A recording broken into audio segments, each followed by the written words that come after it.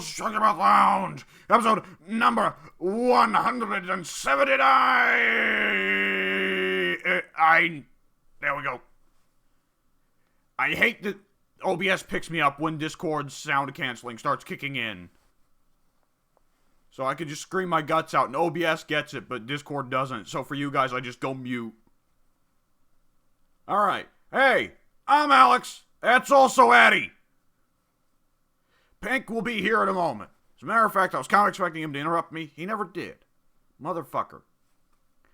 Anyways, Addy must be currently on fire and has set himself to mute, so he'll put himself out in a little bit.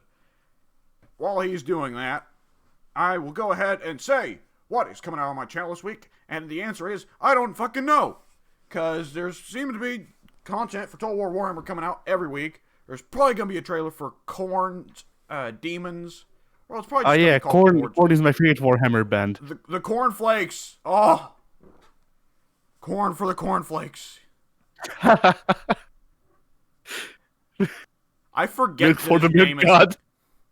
I forget that his name is Korn a lot, honestly.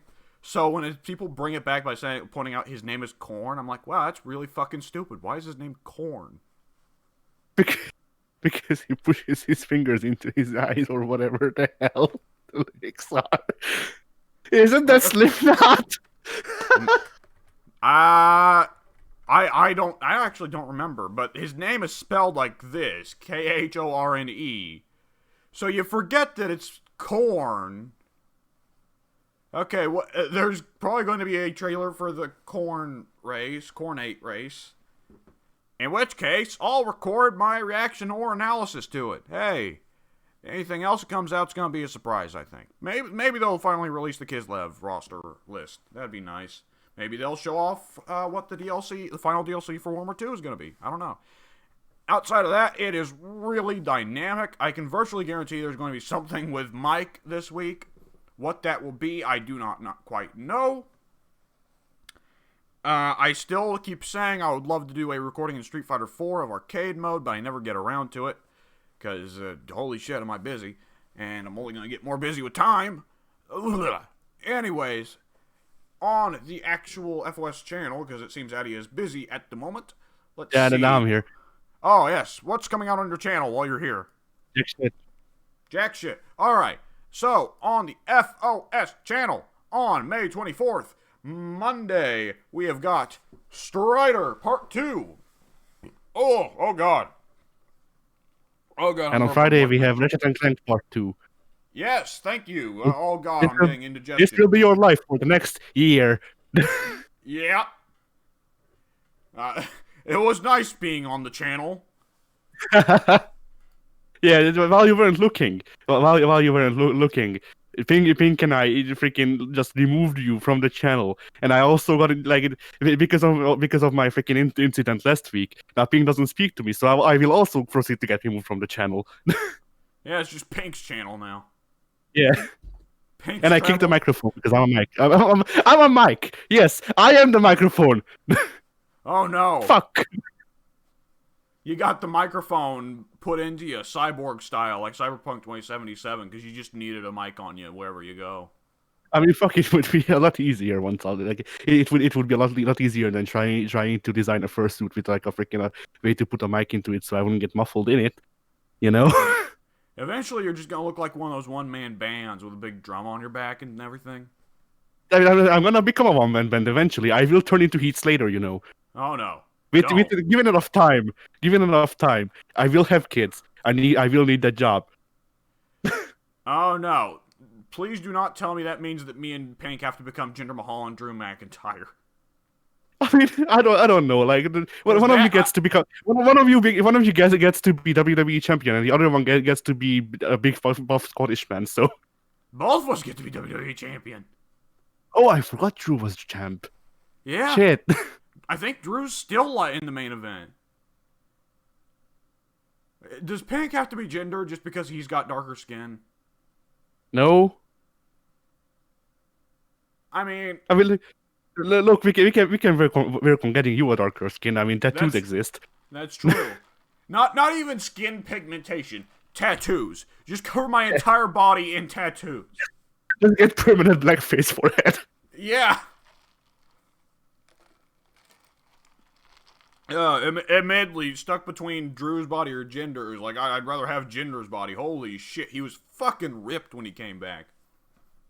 At the time, I was pissed because I remembered how boring Jinder was when he wasn't in great shape. But in hindsight, I absolutely, recognized why WWE gave Jinder the title immediately as soon as he appeared. Because goddamn, like he looked. That was one of the best looks I've ever seen for a wrestler ever. Yeah. I have faint memories because I freaking like by that point I've stopped watching wrestling for 4 years. So I've seen pictures of Jinder he's returned, but like that's it. I mean, there's plenty of reason to come back now that RVD is doing porn. Yeah. Which is apparently A-OK, and he can still be put in the Hall of Fame, but Zelina Vega got fired for doing porn. Well, no, Zelina Vega wanted to be fired for porn. Or RVD does whatever makes him money. That's true. And the thing is, I'm not even just saying this was like the freaking like passing judgment on his character. He literally said this. Like people after his 2016 run in WWE, a fan freaking wrote him on Twitter asking what will make him come back to WWE, and he just replied with a dollar sign. So the dude is honest. Oh yeah. At least. I'm glad when carnies are upfront about it. Yeah. Oh man. What could get you to come back to the WWE? Me? Yeah, you, not RVD, you. Money, no. Yeah. I'm gonna need you to pay me to start watching you, Vince. I mean, honestly, if I could get one of those gigs, I could sit through like a weekly episode of the Miz and Mrs. Yeah. But like I don't know what would make me come back to wrestling, because like I used to like high flyers a lot when I initially got in, but then freaking like then Adrian Neville started existing, and I was like, oh shit, that's too much high flying. There's no actual wrestling here. But then when he came to the WWE, he started actually wrestling. No, but once they turned him heel, he started actually wrestling because he was disrespecting the high flyers and going like, "Hey, I can do the Kano ball, but I won't because you suck. You don't deserve me to. You don't deserve me doing a Kano ball on you." And that shit was cool. Like I like that.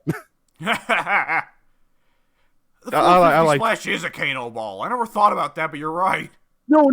I'm legitimately saying the dude once did a freaking like a running senton, the 450 running senton from standing. He did a Kano ball once, and I wanted that to become his new finisher because it was cooler.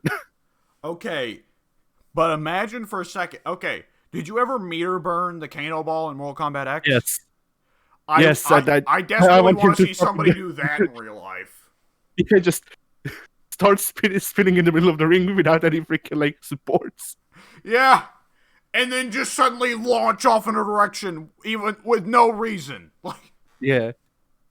Oh, that's my favorite. That's one of my all-time favorite dumb fighting game moves. Is the fucking meter burn Kano ball. Oh man. Hey, Pink's here. Hi there. What you got coming out of the channel? That is a good question.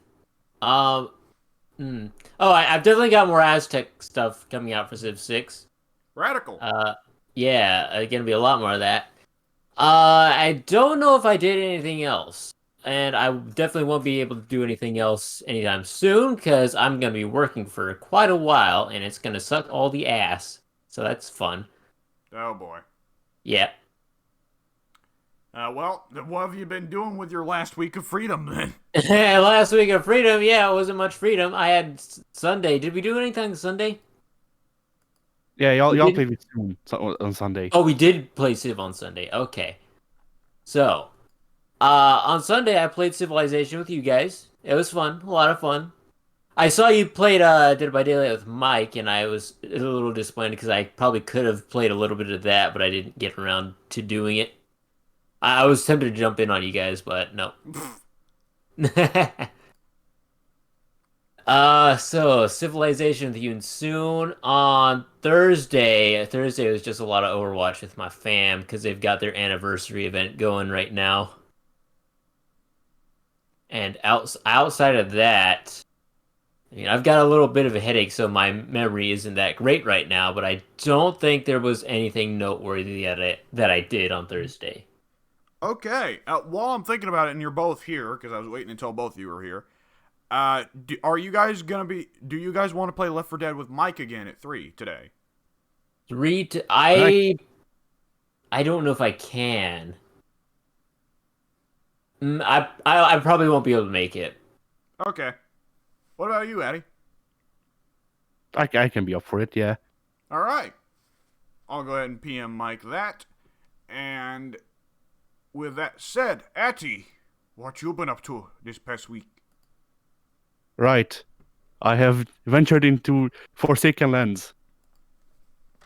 By which I mean that I like after I don't actually remember. It might have like I may have quit making. I forget, but I may have quit making like text-based logos when we start up this channel, like actively, because I make text logos for the channel sometimes, but that doesn't like that doesn't mean that I'm not rusty as shit. Yeah, the rust is real. And so I tried something. If I can get it here, I made like a concept because Thank you. this is like this is a slow burn project of mine, I guess now. So Oh! Huh! Ho, ho, ho. Pink doesn't even see it, I I think. can't see it. I was in the wrong channel and the notification didn't pop up. so yeah, I actually had to learn how to write those characters, by the way. and I do actually know how to say them as well. Oh, I I can do neither. Yeah. I mean the big circular thing, that's no. That is like pretty easy to memorize because it is just of or like a freaking a possessive thing in Japanese. The rest is a bit harder, but thankfully, anime is anime in Japanese as well, and it's all in katakana because it's not a Japanese word. so Aha. so that one's easy to remember. And fishing is tsuri, which is the first two smaller things, like on the bottom row. That one's a Right. bit that one's a bit harder, but honestly, like memorizing one kanji and like a hiragana is not that hard. Memorizing 300 kanji is the reason I don't know how to read Japanese.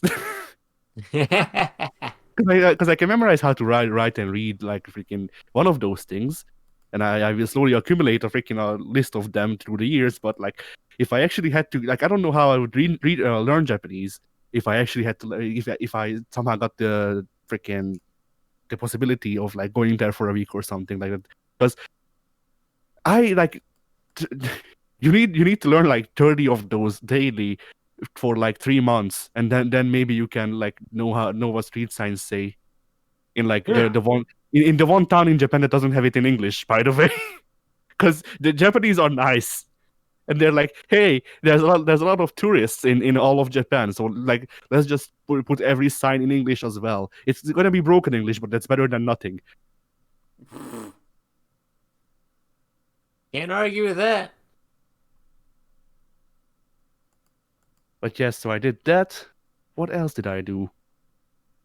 Oh yeah, I did also so there is that review I'm working on. That's gonna be that's gonna be another discussion in itself. Holy shit. but but let me see if I can get those up. I also had to make like title cards for that, and I've not only have I never made title cards really, Ooh. but also I just threw these together in like the span of 2 hours. So where did I put it? I put it here. There we go. So The W said that if I do another review, I need to like put in a part that's about that's solely dedicated to discussing whether or not a game features pirates. Cool. Yeah. So, Are there pirates? are there pirates? Yeah. Is the name. And I've only made like one another freaking pop-up thing for the for when there There aren't. are no pirates.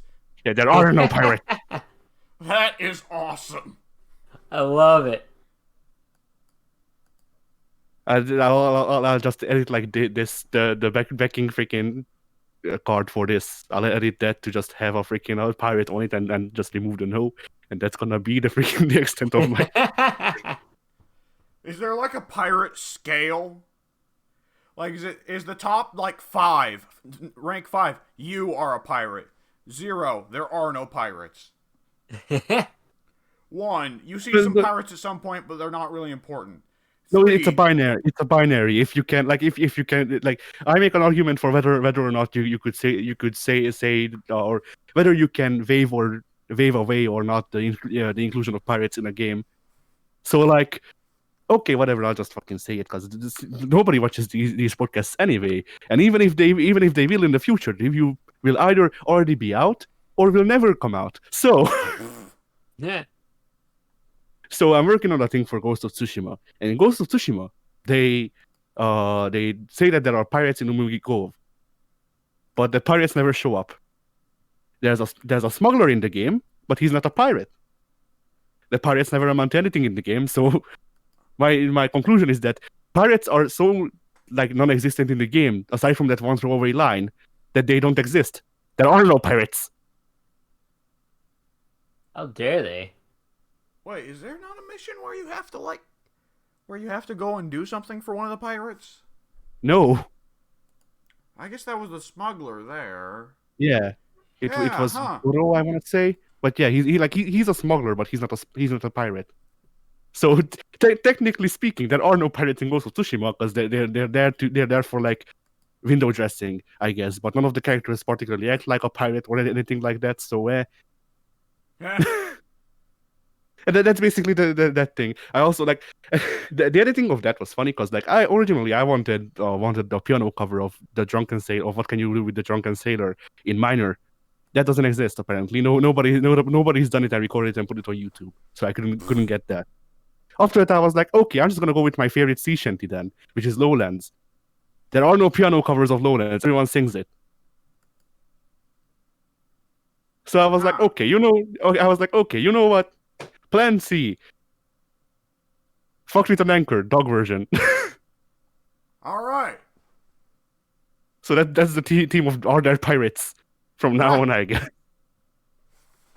And the funny thing is, the way I edited it, it's apparently like according to YouTube's algorithm, as of right now at least, it may change in the future. But as of right now, the way I edited it actually makes the use fair use. Because there's no more than like 5 seconds that you can hear of the song overall, and otherwise I'm talking over it, and it's a small snippet of the song anyway. So Excellent. So it qualifies as fair use.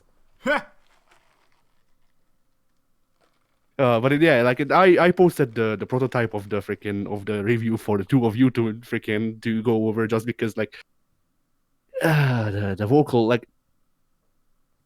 I'm split on my delivery of the narration because on one hand I had a lot of fun recording it, and you can probably hear it because like the way I talk in it is because I was smiling partially. But the thing is like I can't really point stuff out that it really gives it away. But to me it's like very obvious that like to me it sounds very obvious that freaking like to me it sounds very fake, but at the same time it's also very obvious that I don't know what the hell words happen work brain please. Like on one hand I feel like if I freaking made that available for everyone to see, then people would be able to point out that either it's forced or the fact that it's not but it's like very obviously obvious that I'm freaking like that it is like it sounds like I'm trying to be cutesy when I wasn't, but it really sounds like it. That's the best way to put it. And like here's the thing, like whenever we record stuff, the three of us, and even with just Pink, like whenever I record with the two of you, I deepen my voice, and I did so for reviews as well usually because I don't like. You have to remember, I started making videos when I was 11, so I wanted to sound grown up, and it's become a habit that I just deepen my voice. But usually I would actually like talk like this, but it doesn't really like it's weird now when I do that. At least to me, when I listen to it back, it sounds weird. I don't notice a lot of it when you do it, honestly. Or to me, it just sounds like you're slipping into a lisp, you know? Yeah, I mean, I do have kind of a lisp, maybe. I don't know. Man, I always hoped my voice would deepen when I got older. That didn't happen. Just be like me. Deepen your voice artificially until it stops being like it stops feeling artificial. Right. I spent the last 10 years training myself to speak in a low baritone voice, and I hate it. Because like the thing is that when I get going with the way I actually talk, like closer to the way I actually talk, I guess, because I do slip in like sometimes it goes too hard the other way, and then I actually do just start talking like a furry.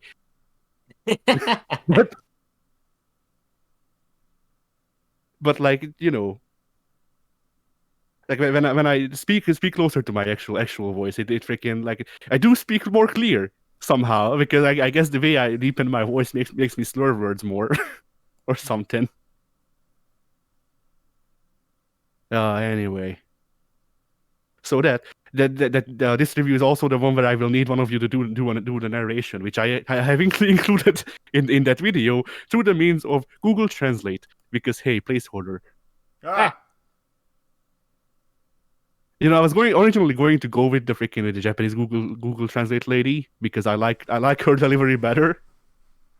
Like even though she was supposed to say like English words, and so you know where it goes. Right. Like, but I went with the like the British one because I was like, oh well, eh. Like it may be closer to what actual people might sound like, even if I like the Japanese delivery better because it's faster and like I freaking like normally sometimes I stutter and like talk fast and stuff like that. When I read shit, I usually read stuff at the speed that I like. I read stuff out loud at the speed I'm reading them, like overall, which means that like. Which means that I'm starting to freaking like it ends up with me trying to challenge Eminem in a rap battle, and I spent a lot of time trying to slow down with the way I read scripts, and it has not happened yet. But yeah, so like so yeah, this review is like somewhere between a fucking train wreck and a slightly smaller train wreck that's at least funny to look at, basically. Like it, I don't know. Like maybe it may just be a thing like where freaking you're your own biggest critic, and I'm just looking at it and I'm like, all of this is shit. The delivery sucks. The writing is ass. It's not funny, and maybe it is funny. I don't know. Like that's. I was trying mentally. I was trying to look for a way to say to you, like you're probably being too harsh on yourself, without sounding like I was just saying you, sir, are full of shit.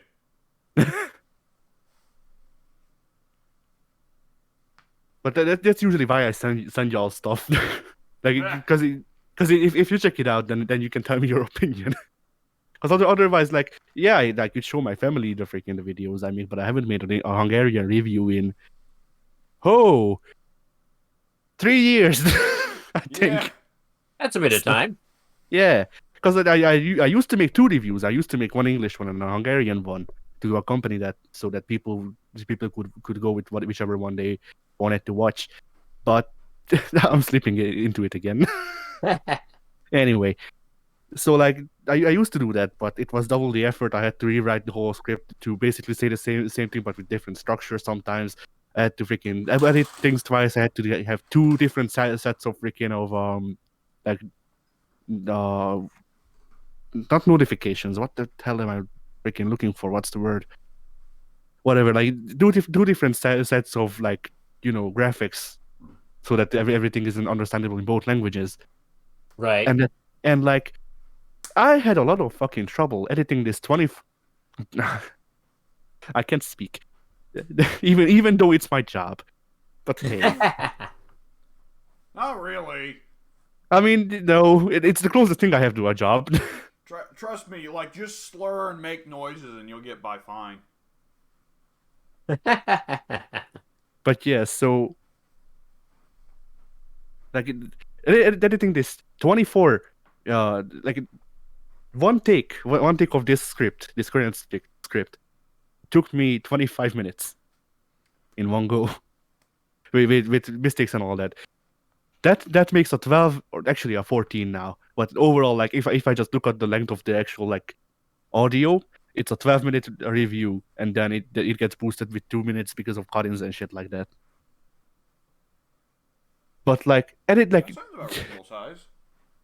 yeah, but like the amount of fucking effort it takes to actually make one of these things is too much for me to handle right now, apparently. Because like it's like I wrote the script. That took me, like, writing the script isn't that hard if you get into a groove. Still takes a day at least. This is my fourth rewrite of the freaking script, so this actually took me 4 days to write. So that's 4 days wasted. Then you have to record the audio. Of course, one take is not enough, because obviously the one take wouldn't be enough. I think this is the 7th take. The one that's in the video. That's 7 25-minute sessions, which is pretty much another day, I guess. So that's 5 days. Then editing took me 3 days to do, because I did the actual, like, reasonable for people who are more professional about their reviews and stuff like that thing, and actually recorded my full playthrough of Ghost of Tsushima, which took me a day. That's 24 hours of raw footage, which is 100 gigs, 200 actually, because whenever I edit stuff, it gets copied because of reasons. Oh. Yeah, so that's 200 gigs and 24 hours of footage, which, by the way, Premiere can't edit 24 hours of footage. Premiere can edit 20, I think. No, I'm wrong. No, it can edit 24 hours of footage, but that's all it can edit. Right, that's the thing that I ran into. Like, you can import 24 hours. You can import 24 hours of footage into Premiere, so that you can make a whole day long video, but you can't make it any longer. You can't add anything at the end. Huh.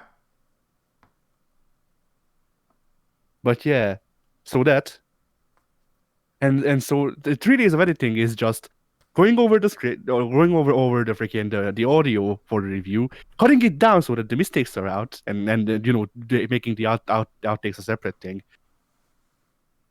And then after that's done, going over the audio again, this time noting where you need cut-ins and which cut-ins exactly. Then you go through it a third time just to make sure that you have the timing right. Timing right. The Hayden Rex brother. Anyway. Sounds terrible. Then you go over the whole day of footage, watching the whole thing, so that you can cut the actual cut-ins out. But by the way, you need B-roll for the video as well. So you need to, like, cut one part out that just looks nice for B-roll, and put it over the audio, so that you actually have something to watch, and it's not just freaking looking at the black screen. So put the B-roll there. Oh wait, there's no space for the start of the freaking thing, because you can't push things back past 24 hours. So let's just cut like half of the footage, so that you can actually go through. Okay, so go through the first half of the footage, cut the actual cut-ins, put them in their places, trash that whole batch, put in the second half of the 24 hours, watch through that, make the cutscenes, put that in. Like So I don't edit my videos at all. yeah. Anyways, Yes, like the thing is the thing is with editing is that like I always say I hate editing and I like editing, and the reason I like editing is because when you get something that works really well, or you make a new freaking like you make a really nice cut or something like that. Like there's still a cut for one of my school videos I made where nobody's seen the cut, and that means that it's fucking good. huh? Like I think I've pointed the cut out to 2 people, and they didn't believe me Nice. that there was a cut. Yeah. So that means I did my job good, Yeah. and I know that I did my job good because that cut took me 3 hours to edit because I had to freaking like I had to do masks and stuff. But Ooh. hey, quality work. But with reviews like this, like you can do like cutaways and stuff like that, and you can put in like video effects and things like that. But usually, or like you can have your own basically what amounts to a GUI on the whole review with like all sound effects and shit. I've never done that because I'm too lazy to look for the sound effects. I would love to because it's nice when you watch someone else's video and it has these nice sound effects for like additional stuff popping up. It's too much work for me. But life is too much work for me, so hey, what do I know?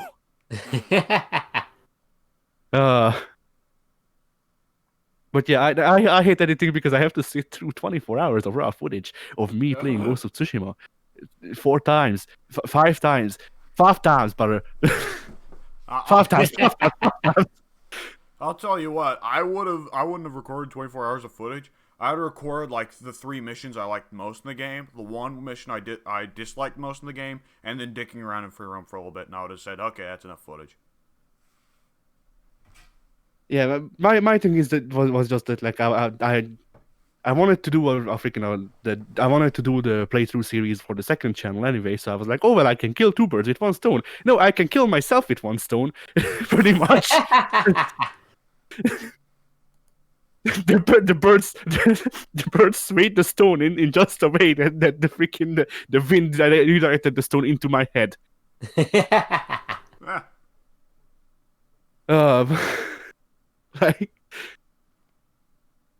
Like it's really nice when freaking when reviews like I found it I always found it really nice when other people's reviews would have like references to this one obscure bug that happened once, and it's not anything against the game, but they thought it would be funny to bring up, so here it is, and stuff like that. Like I like that shit, and you can only do that shit if you have like 100 hours of footage. But like the thing that I didn't take into account is that usually those people are not the editors. Cool. So like usually those people pay for someone else to edit for them, and like it's either a split thing where they edit and someone else also edits, so they can do the whole freaking looking through 100 hours of footage. It's split into 2 50-hour parts, or they don't edit overall and just have like 2 or 3 editors go over the thing and work in collaboration, which like last I checked I wasn't 3 people, so yeah. the only person who does that sort of stuff, like, well, I actually don't know if he does that sort of stuff or how much he does that sort of stuff. But the only person I can point out that I know pretty much edits all of his videos and shit like that is Kedikarus, and that dude, he ain't human.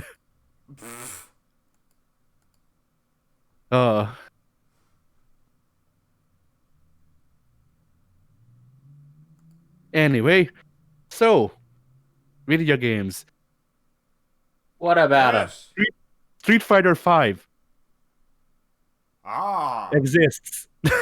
I was going to go somewhere from that, but my mind pulled a blank. So, Street Fighter Does that one V. have Cammy? Yes. It does. Yeah. Not only does it have Cammy, it also has Rainbow Mika and Laura. I think that's a yeah. and Chun-Li, and like Yeah. Colin. It also Who? like I'm trying. I'm just listing all of the women with freaking pants that doesn't cover their asses pink. All right, I like it. Hang on, I Is know I Bison got wearing pants in this one? Who? Bison? Yes. Why? That man is so thick. Okay, there's Armika. I'm trying to refresh Pink's Yeah. memory.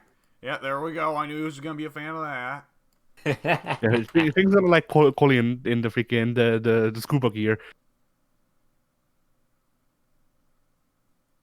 Oh Maybe. It does boy, not sound practical for a fight. How are you gonna get around in those flippers? I I mean, googled Street Fighter Laura. It is instantly horny. That's what I like to hear. I used to really dislike Laura, but then we had that whole freaking bit when we when we were playing Street Fighter with Goku. With the freaking the 30-inch diameter cock, not being able to fit into her belly button, and like writing on actually like an official freaking like complaint letter to Capcom headquarters because you can't jerk off to the Laura porn because your dick can't fit into Laura's belly button. Pink, I am just as confused as you are. Well, that's a relief. I'm the only one who knows these types of pools because I'm the only one who freaking watches or shit back not once but like 15 times. You kind of have to. But yeah, but I mean, you depending on the game and the series and stuff like that. I either only like watch it in passive mode where I'm really only like looking for like context in the freaking in the discussions and stuff like that, or if it's something that I actually have to edit, then like I watch enough to be like, oh, that moment is funny or cool or whatever, and I can cut that out and then just delete everything that happened before it. Yeah. But I usually don't freaking like pay that much attention to the raw footage because I was there. Like well, I say that I usually like freaking I usually watch back some of our stuff just because I don't remember how some jokes landed or stuff like that. But I remember it happening. I just don't remember the response or stuff or exactly how it was said or things like that. Usually when it's like half a minute of us not speaking, there's not much for me to remember there. Yeah. But yeah, like I also sometimes just rewatch or videos that the ones that are on my hard drive just because there's nothing else on YouTube to watch, and I'm just like, I guess. You don't want to know how many times I've seen the freaking the last year's year-end compilation. Like there's two videos that I haven't uploaded to the channel yet, which are the 2018 year-end compilation, which actually like we might want to change the name of those just because I won't be uploading it at the end of 2018, so it wouldn't really make sense. But that, and there's also freaking a compilation of Silent Hill 2, the Silent Hill 2 playthrough coming out. I've rewatched those 5 times since I've made them. They're not even on the channel yet, by the way, but you know, I've watched them 5 times. I don't remember most of our Silent Hill 2 playthrough. Oh no. I remember the goddamn boat. That's what I remember. Oh yeah, I made a good decision. The fucking boat arc. Oh god. I left all of that in. That's in the compilation. Yeah, as you should. The whole 16 minutes. Yeah. There's another version of the compilation that I made earlier in the year. I made 2 by now. But freaking there's an earlier version where I cut out one specific part that I found really funny, but I was like, oh well, that may be problematic. What if? Okay, yeah? what if we take that whole 16 minutes, set it to 0.75 speed, and put the fucking Groose music playing in the background? I mean, I could do it. I can add the grooves. Fuck it, I'll not only add the grooves music to it. I'll add freaking like the chap version. Oh man. So Or it's just or I in slow motion, me going turn left, and Eddie going, you going, I am going left. no that's gonna be the freaking that's gonna be its own separate video upload on Christmas Eve. Yeah. Christmas mode. Yeah. Yeah. So yeah, there's another version that has one part for that. Actually, that kind of works out. On Christmas Eve, you get probably my dumbest moment in the history of the channel. Then the next day, you get my proudest achievement in the history of the channel. Oh man, what were you saying? Yeah, I was just continuing and saying that like that. So there are two versions of the compilation. One cuts out two parts. One is that, and I also cut down the both. But I was like, you know what? I'm gonna put the part that I liked back in, because I found it really funny going back to that series. And I'm just like, we start out to Silent Hill 2, and I'm just like, James smothered Mary with a pillow, and you're like, oh shit.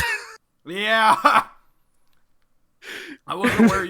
I think you had mentioned that you knew some of the plot, and I was like, oh, he knows some of the plot. Okay, I'll try to avoid spoilers then. And then you just start off by saying the main twist of the game. It's like, okay, never mind.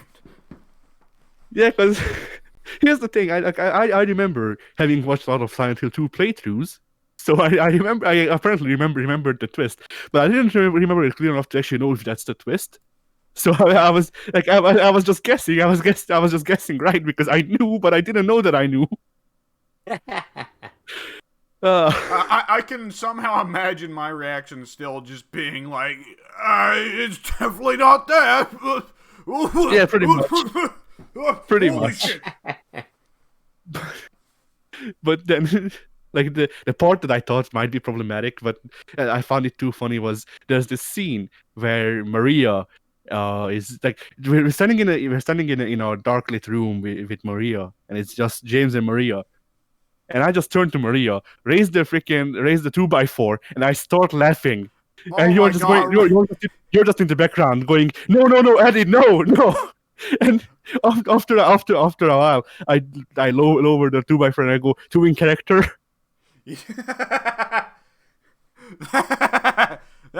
That's great. Man, yes, I do remember that. That was one of the remarkable things of the playthrough, is that there were so many times you just beat the fucking shit out of Maria, and I was like, Yeah, Eddie, stop! I also left most of that in, because it's actually really important that you did that. But yeah, but I also really like how shit. I also really like how most of the time I didn't even beat Maria up on purpose. I shoulder checked her a couple of times on purpose during the playthrough, after you started complaining about me shoulder checking her when I wasn't paying attention. But other than that, every time I actually beat Maria, like, there's only one time I think where I started beating Maria up on purpose with the 2x4, when we thought she was standing in front of a locker that we needed to access. Yeah. And we spent like 10 minutes trying to figure out how to get Maria to move, and you were like, okay, fuck it, just start hitting her. so I beat the shit out of her, and then we turn her, like, after a while we stop because it's obviously not working. And you're like, oh, all right, I'm gonna look it up. And I turn around, go to the freaking go to the place where the item we thought was behind her is, and I press interact on it, and I go, oh.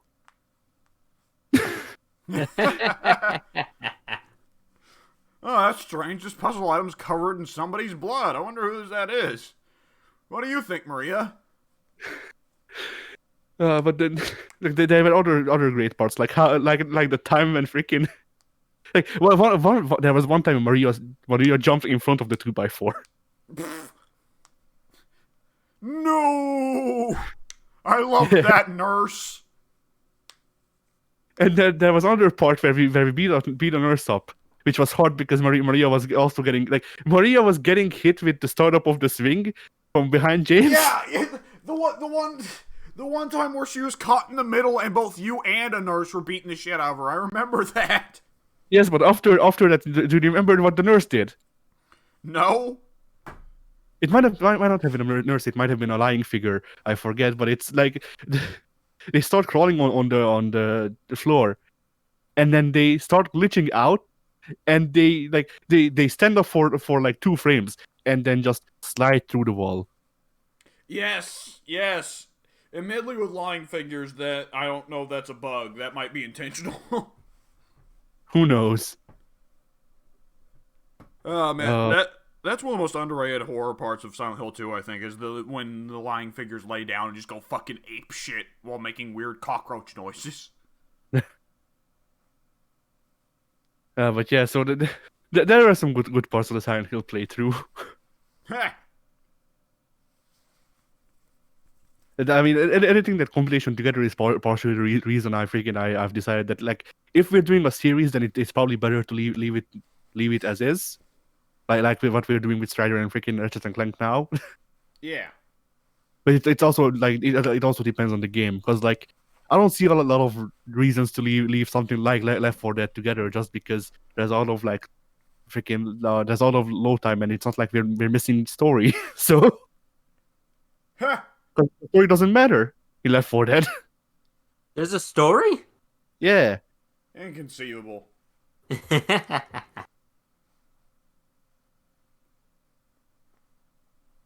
Uh, so what else did I do? Oh yeah, Street Fighter. We started talking about Street Fighter, but never actually started talking about Street Fighter. Nice. So Street Fighter uh adjusted some characters, made a couple of nerfs, a couple of buffs. People complain about Akuma, even though like maybe he was nerfed before, and it wasn't in this patch, or maybe it was a shadow nerf, and that people just don't notice because people complain about Akuma without actually trying him out, I guess. Heh. But people complain about Akuma getting 2 new links, and that's it. His whole repertoire, which doesn't matter in the grand scheme of things, because all it does is make Akuma more fun to play, because they nerfed his combo damage, so now he can kill you with a freaking an angry look. Yeah, but he has more tools that he can actually, like, what's the term? But he has more tools to combo with, but he needs to combo with them, or else he won't get the damage. Which works out for me. Like I'm not complaining about this change, because I am the 2 combo guy. So Yeah, I was about to say, if there's any character in Street Fighter who should be about do combo, it's Akuma. yeah. So I actually appreciate them going, you know what? You can't do this 3-move combo anymore, because I actually don't know if other people do this, but I count the combos by the amount of complex motions that you need to do. I hate to interrupt you, but I hope you are about to talk for a while, because I need to go. Yeah, I need to yeah. step out real quick. All right. Keep going. Talk about Street Fighter, and if All we right. run out of things to talk about, Pink, ask about Cammy's ass. Will do. Roger.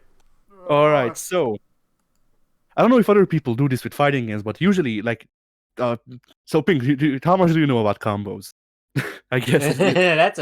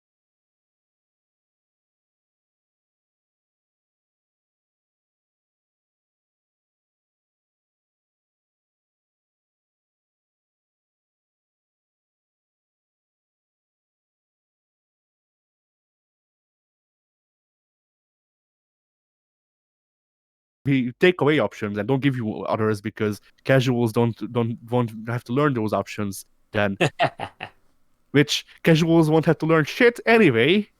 And Very true. like it really depends on the definition of casuals. Like you won't spend, I don't know, like the 30 minutes necessary to get the execution down for my combo in freaking training mode with Akuma because you don't care about Akuma, you don't care about doing the combo. So Yeah. like you care about Kemi, and you care about maybe doing good Kemi things, but even that I don't know if it's like your primary thing. Right. So long as I can do the one Hurricane Rana type thing that she does, then I'm good. Oh yeah, it's harder to do now, but not much harder. But yeah, so like, you know, if they did with the other characters as well as they did with Akuma, and actually with Dan, because Dan had an infinite, and I don't remember. I don't actually know how to do it because I never looked into it because I was like, yeah, I'll figure it out, and if I can, then I don't care.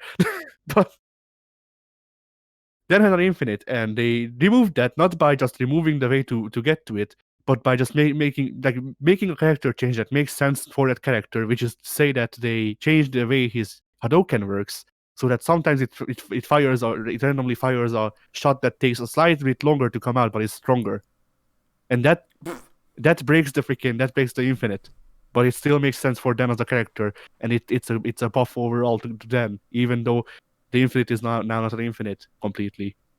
Aha. Like depending upon the acts of God. Yeah. But like, you know, if the rest of the changes they made in this patch were like that and Akuma, that and if they continue going this way down this way with each freaking patch, then Street Fighter 5 will turn out pretty good for the freaking last update. All right.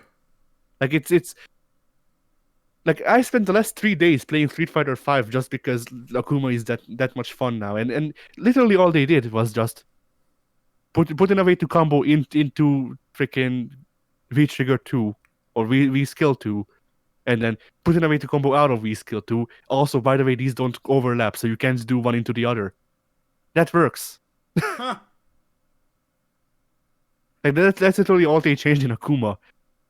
That and technically they said that you can do more air combos with V Trigger 2, but yeah, I didn't see it. Like there may be enough meter left for one more move.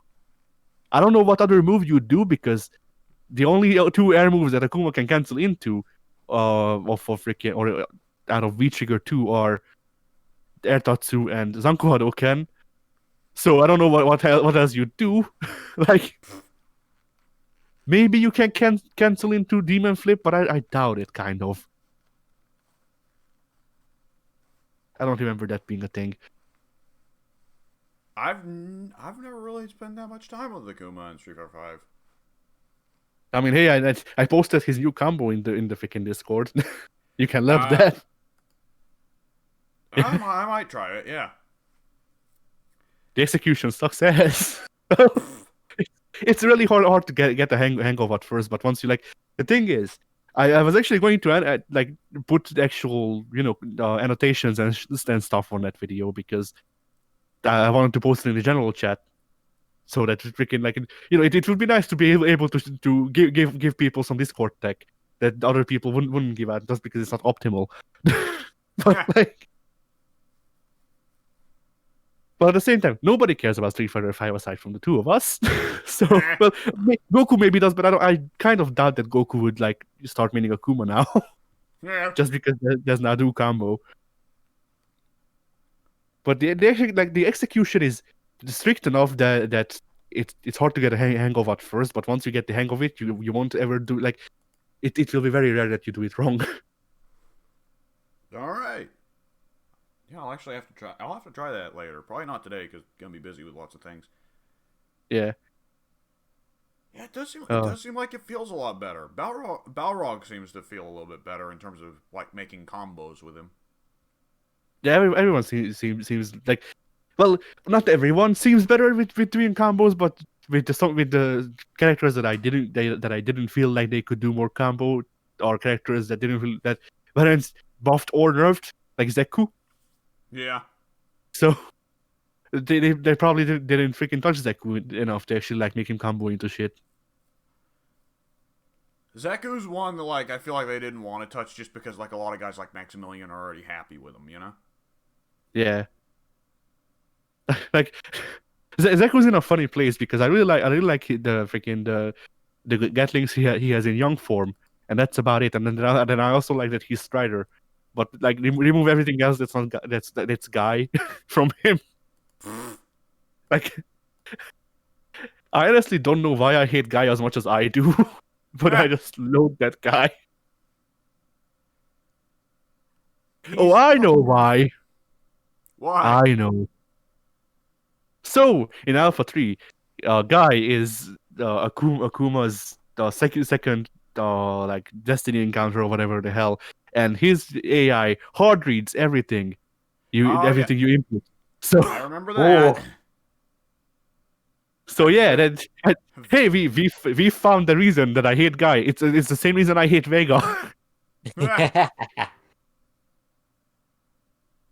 My thing with Guy always was just that he was the second most lame. Yeah, second lamest. Fuck it, whatever. Second lamest Final Fight character they put in Street Fighter, other than Rolento, to me. You know. And Rolento, I know that's a controversial one because, like, Rolento is bizarrely popular with some people. Yeah. Honestly, I don't like any of the Final Fight characters. So. Oh man. No, I like Hagar. I like Hagar. Obviously Hagar's awesome. Cody, I didn't like Cody until Street Fighter 5 came out with its version of Cody, but now that I've tried out Street Fighter 5's version of Cody, I've started to like Alpha and 4 Cody a lot more. And I like Street Fighter 5 Cody a lot better, but like not enough for me to rethink my stance on old Cody because I used to play old Cody a bit. So it's not because I lack of trying to play as these characters that I dislike them. It's because I tried. I love Abigail, but I understand people who hate Abigail. I love Hugo, but Hugo's Zangief but different, so that's not a surprise. Yeah, Poison's the only one who's really up in the air, and like I like Street Fighter 4 Poison better. I constantly forget Poison is a Final Fight character. I think of her as a Street Fighter character that much. I mean, I think of Poison as the chick that shows up with Hugo, so. True. Sodom. What do you think of Sodom? Oh, I forgot. Sodom is Tesco Brand Garuda. That's my opinion on Sodom. That's not wrong, but I still love him, yeah? Sodom's like if Zangief were a little more shit. Sodom is if like Zangief was a little more geese. Yes, yeah, that's correct, yes. But, like, Geese parries are fantastic. Sodom's parries suck ass. Yeah. Like, never mind. I forgot what I was about to say. I actually don't remember exactly how Sodom's parries work, other than remembering that they're funky. I think they're mostly just geese parries, but instead of doing like a hard knockdown or like a throw, it's just this lame looking record strike. That makes sense, but doesn't he have, like, even weirder specific conditions? I don't remember. Alright, anyways. Yeah, aside from that, I went like aside from Street Fighter, I went on a bit of a small tour, freaking just testing out some fighting games on PC with the PS4 gamepad just to check which one's wrong with it. So turns out to actually play Multiblood with a controller, you need to turn the freaking Steam, like you need to tell Steam to stop using the controller overall. Makes no sense. Alrighty then. So how was it aside from that? I mean, it was Multiblood. It has its like, Multiblood is fun, but it's like it's weirdly weighted. So you need to get used to the way the characters carry to have fun with it a lot. And also like, Multiblood seems like freaking French Bread's shitpost Mugen with some of the characters. And there's also the thing where like I don't really like any of the characters particularly because most of them are just like schoolboy, maid, chibi cat boy, sure, Joel from Vine Sauce. He's the best. I know the character you're talking about. Yeah, I was going to say his name, but the only thing I remember is that he has like his middle thing is fun. And, who else do we have? Eltnum, right? Didn't Eltnum show up first? Yeah, Eltnum. Eltnum. Yeah. We do have Eltnum. We also have Yamazaki. If Yamazaki was like Zero Yamazaki is the best way I can put it, but it's not Clone Zero. It's Zero. It's all summons. Interesting. Yeah. He also talks about bestiality because the freaking translation of Melty Blood is bad. Cool. Yeah, like he's that line. Shit. Like I just remembered. Like it's obvious that they're not talking about bestiality, but that is the word they use because he's like he summons animals basically, and so he's like, oh like, and he's also like. I don't know what he's supposed to be, but he's also like it's supposed to be an animalistic character and all that. And he's like, oh well, I'm gonna let the animal loose or something like that. That's what the line is supposed to imply. But he says, oh, you're not ready to face my bestiality. And no, I'm not. You know what the translator should have done? Yeah. They should have had him say, "You're not ready to face my animality." Yes. He turns into a penguin that shits a bomb. Yes. So yeah, like because of that, and also because the freaking the chibi cat boy, his story seems to be centered around like seasonal anime and waifus. So yeah, that is my reasoning for saying that Melty Blood is soft circle French Reds shitpost Mugen with original characters. Okay. Yeah. Oh my god, Tom Cruise is an unlockable character in Melty Blood freaking current code or whatever the new one is called. that would shit.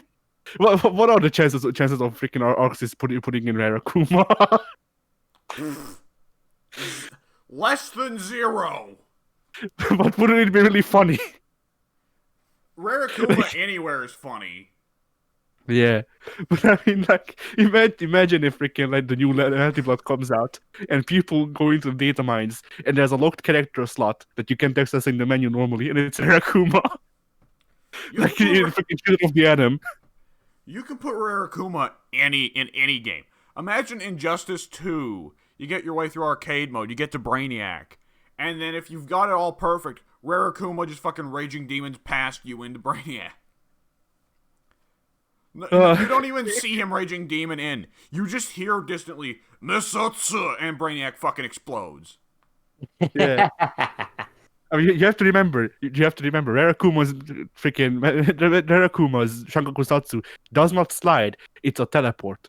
It's a teleport grab. Yeah. And it grabs in the air.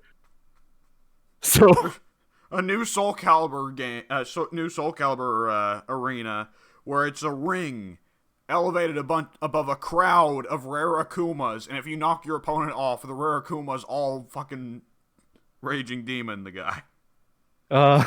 Yeah. Oh, and but like we're thinking too small. No, you boot up The Last of Us 3. And Abby gets Shangoku Satsu by Rare Akuma in the ending. Ellie again says, "Oh, I can't go through with this revenge," and then Rare Akuma's like, "I can." Shangoku Satsu's both of them. I was just gonna go something stupid like, "Oh, Ellie takes lessons from Rare Akuma." Because normal Akuma is in it for the fight. He's trying to teach his opponent so that they can be stronger and he can get a better fight and shit like that. He wants Ryu to succeed, even though he's evil, or that even though he used to be evil like 30 years ago. But Rare Akuma doesn't give a shit. Rare Akuma is there to fuck shit up and then leave for the next fight. Okay, Grand Theft Auto 6, if you complete the game 100%, it unlocks a new Bigfoot hunting mission in the forest. You go hunting for Bigfoot. Midway through, you find Bigfoot. Bigfoot looks at you and goes, "Oh shit, man!" And then from behind you arrives Rare Akuma. Yes. they release a new Nintendo releases a new version of that tabletop game, the freaking compilation. If you get a blackjack, Rare Akuma comes out of the screen. Shango Kusatsu's your ass, and then Miyamoto breaks your copy of freaking Mario All Stars 30 or whatever it was called. Yeah. Mario Party, new minigame. Dodge the Rare Akuma. Everyone instantly dies. Yeah. I don't remember how his meter worked, but I remember it built very fast. But like I think it would be every 10 seconds one character gets Shankusatsu, they are dead immediately. You just have to hope the RNG favors you. Yeah. What stupider thing that could there be?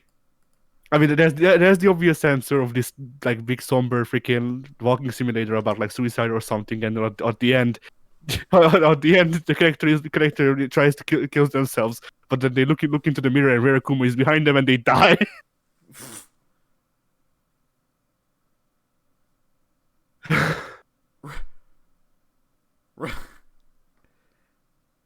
This one could actually almost happen. Resident Evil 9, like, the final boss. Yes. Oh, goddamn, we've made this joke before. A Resident Evil game where Akuma is the killer. Yeah, we made this joke because of the freaking of the April Fool's joke where he was in Resident Evil 2. Yeah.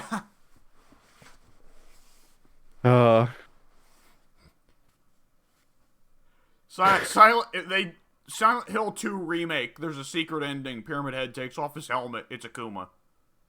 Yes. James dies. Yeah.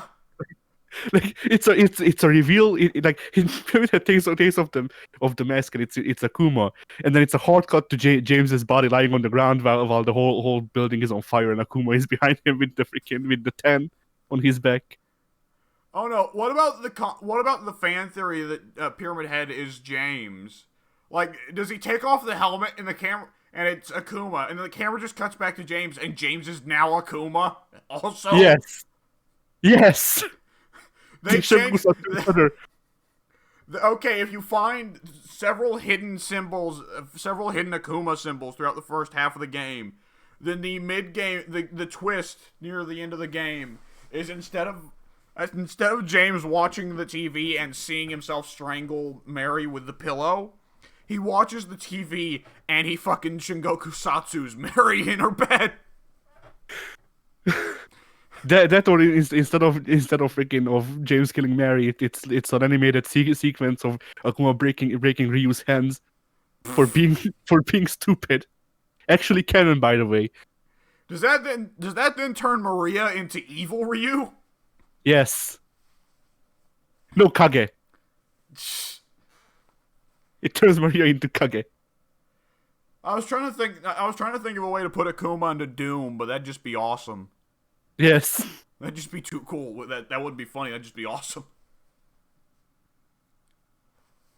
Oh, I know. Akuma in Pikmin. I don't know what he does, but he's there. No, he at some point, without even looking, just steps on you, and you only know it's him because it's his sandal and skin color, and that's it. Yeah. Now I'm looking over at my game collection, like, what would be the stupidest fucking game to put Akuma into? And again, I see one that would just be awesome. Like, Akuma's a secret boss in God of War 5. Again, that would just be awesome. Yeah. Like, I could see Akuma just running into Kratos and being like, this should make for a challenge. Like, Kratos is tired of this shit. Friggin'. Akuma and Bayonetta, again, that would just be cool. Akuma in Crash 5.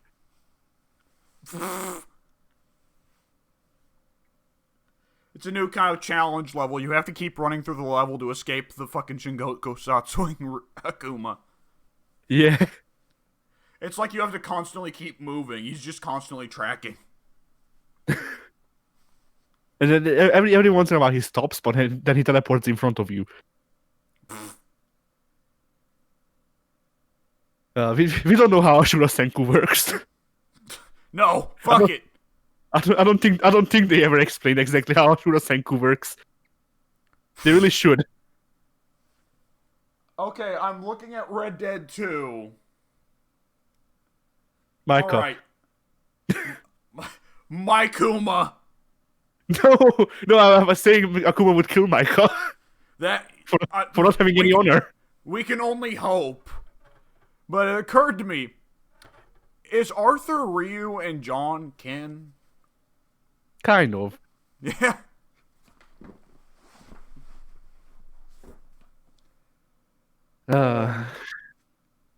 Friggin'. One of the guaranteed funnies is just stick anime or anime-esque thing into Red Dead, or alternatively Last of Us, or alternatively, like... We could stick it into Walking Dead. Walking Dead's another good one. I mean, we don't need to. We don't need to. Because that already, like, that's already sort of canon, just because freaking Negan is in Tekken 7. You're... Akuma has fought Negan! God damn it, I forgot! So like, it's stupid, yes, but it actually is canon. Speaking of, like, I was looking over freaking my games collection, all 10 games that I physically own in this generation. And I'm like, Sengoku Basara. Oh, wait, right, freaking, Toyotomi is pretty much Akuma. He even has the Shagaku Satsu. I look over to the other side. Tekken 7. Wait! Akuma is everywhere already. It would be awesome if Akuma was... You look over and you see Asura's Wrath as well. Oh no, it's happening! Yeah. I was Children of the Atom, oh no! I was about to like, when we were talking about God of War, I was going to say, oh, he would fit better into Ashura's Red. Then I remembered that the DLC exists. Yeah. Akuma should be in every game. He needs to be. Akuma, Geese, and Negan in every game. Negan, no, but Akuma and Geese, yeah. Well, no, Negan is great because he's just some asshole with a baseball bat. He's not even got any powers.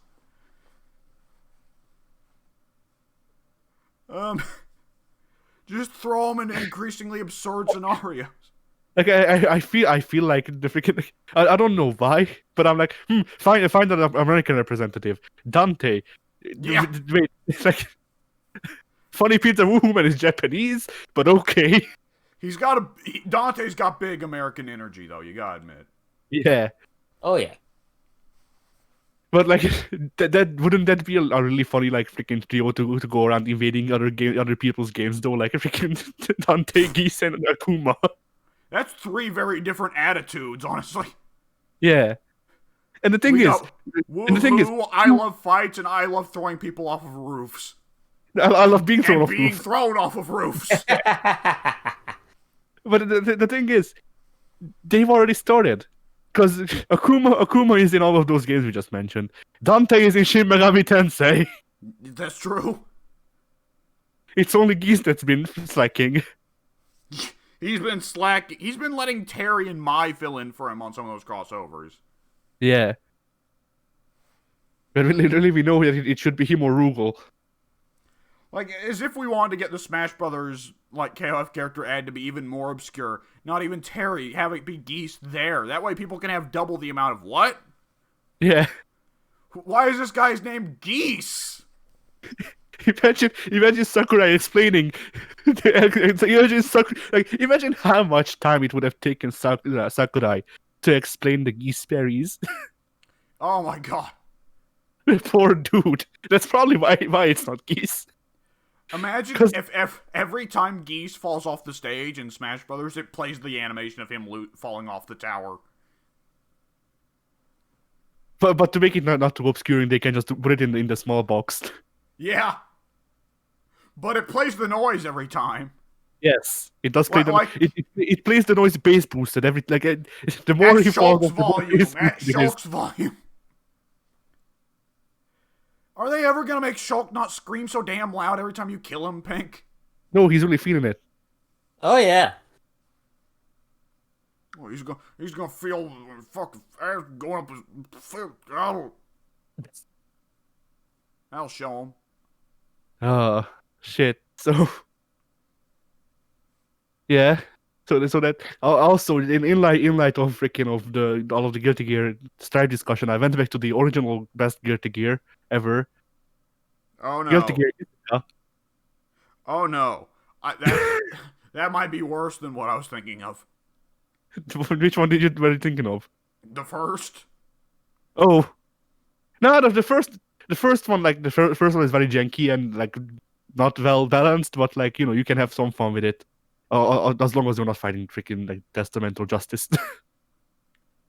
But They're- isn't they're- biking like super hard to unlock in that game? Yes, Well, that's something I won't be playing. you need to play through the Oh, game. don't with worry. I think you need to be Justice with everyone. Pink, you have no idea how broken Guilty Gear 1 was. Damian and I spent a match just spamming down forward 2 punches. Who won? I think I did because I was a slight bit faster one time. It went on for infinity. Honestly, it might have went to timeout. I forget. What were the conditions to do instant kills in that game? It was two punches to activate and then down forward 2 punches, which is why we spent a match doing just that. And here's the kicker, Pink. Instant kills in that game could be done from round 1 and won you the entire match. Oh my goodness. So I the reason remember- there's so many this- conditions I- on instant kills in modern Guilty Gears is because of Guilty Gear 1. But like I distinctly remember that we had a match where both of us were Faust, and the Excuse first you, Dr. Baldhead. whatever Yeah, Dr. it's so Bald dumb. Faust. I'm so glad they changed him because Baldhead's super lame. Yeah, but so we spent the match with Faust where I think both of us tried going like I forget if I forget if we actually like if one of us actually won the clash of the freaking the insta kills, but we spent at least one round doing nothing but that, and then we spent one round doing nothing but crouch and kick because you didn't have any fun with the game. Yeah, I thought the game was atrocious. Yeah, and I thought it showed promise, but it was obviously very flawed. Coming around at the time when Marvel vs. Capcom was still new and hot on the shelves, like, yeah. But yeah, so like Isuka is strange. It's the beat 'em up with the turnaround button, right? Yes. So here's something that I found out about Isuka. It's not a beat 'em up. It's a tech fighter. It's a tech fighter. Like it's not even a tech fighter. Shit. It's Mugen's tag option Oh, in no. Versus. That's so much worse. Yeah. So I played a bit around in arcade, but arcade like there's no real arcade mode to this game. It's just like mom mode, but renamed to arcade. Okay. Otherwise, like it would be an interesting thing for the three of us to try out because guess what? It supports up to 4 people, and Oh SharePlay no. also supports up to 4 people. So at any time, we can play Guilty Gear Isuka through SharePlay. Oh no. It would just be like the thing that we would need really what we need to look into is the bottom vines. I like when I need to switch over to furry just to actually finish a sentence. Anyway, so yeah, like we really need to look into the button binds because I forget how they work exactly, and yeah, like I assume y'all would have controllers plugged in, and that would be an interesting thing to set up because yeah, we like that would require some freaking what's the word? Troubleshooting. That's the word Yeah. to set up, but it would be a funny one-off. Like it would be a funny one-off because like the 2 or 3 of you, if we get another poor soul, the 2 or 3 of you would be going, oh God, what is this? And I would be going, yes. Yeah. Like I'm somewhat used to Isuka now. I can't play Isuka because, uh, yeah, the turnaround button. It also, by the way, it also has the old like freaking Fatal Fury. Oh, I forget the exact freaking real bad Fatal Fury. That one had it. The real bad Fatal Fury mechanic where you can jump into the background and then jump back out. Oh. Yes. You know, I can And see by the where that was cool 20 years ago. And by the way, as a Johnny player, let me tell you what, it's really funny. It's not funny. It's a lot of fun crossing myself up with Zweihander Oh no. because turnarounds are not automatic. Because yeah, you could be facing the other person that usually doesn't exist in arcade, but whatever. Like it's mostly one-on-ones actually in arcade. Well, Then why implement a oh, turnaround button? because sometimes people would be standing around you and the game wouldn't be able to figure out which one you're trying to hit.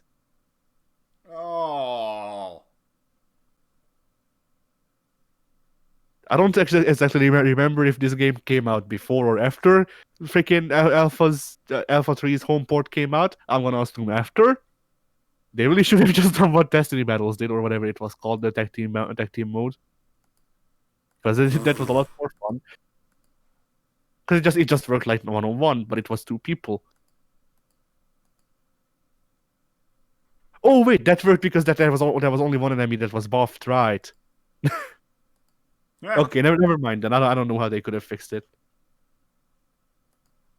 But yeah, like Isuka would be a funny video to record, but like I don't know how much like actual freaking stuff I could get out of the game because most of the things that seem interesting in it are the possibility for videos and the build your own Roboki mode because you can give Roboki a potbuster. That's cute. Oh. Like I need to exactly look into how that shit works because like the idea of Roboki having chip teleports and potbuster is scary, and I need to know if it's possible. Oh Like boy. imagine that shit. Potemkin teleports behind you. No. Who needs the ICPM? It was shit. It was too slow. It wasn't instant. Okay. Did I tell you about the shit I heard about the other day? Well, no, it was probably a couple weeks ago, but I saw a clip of a match between a Potemkin player and a Chip player.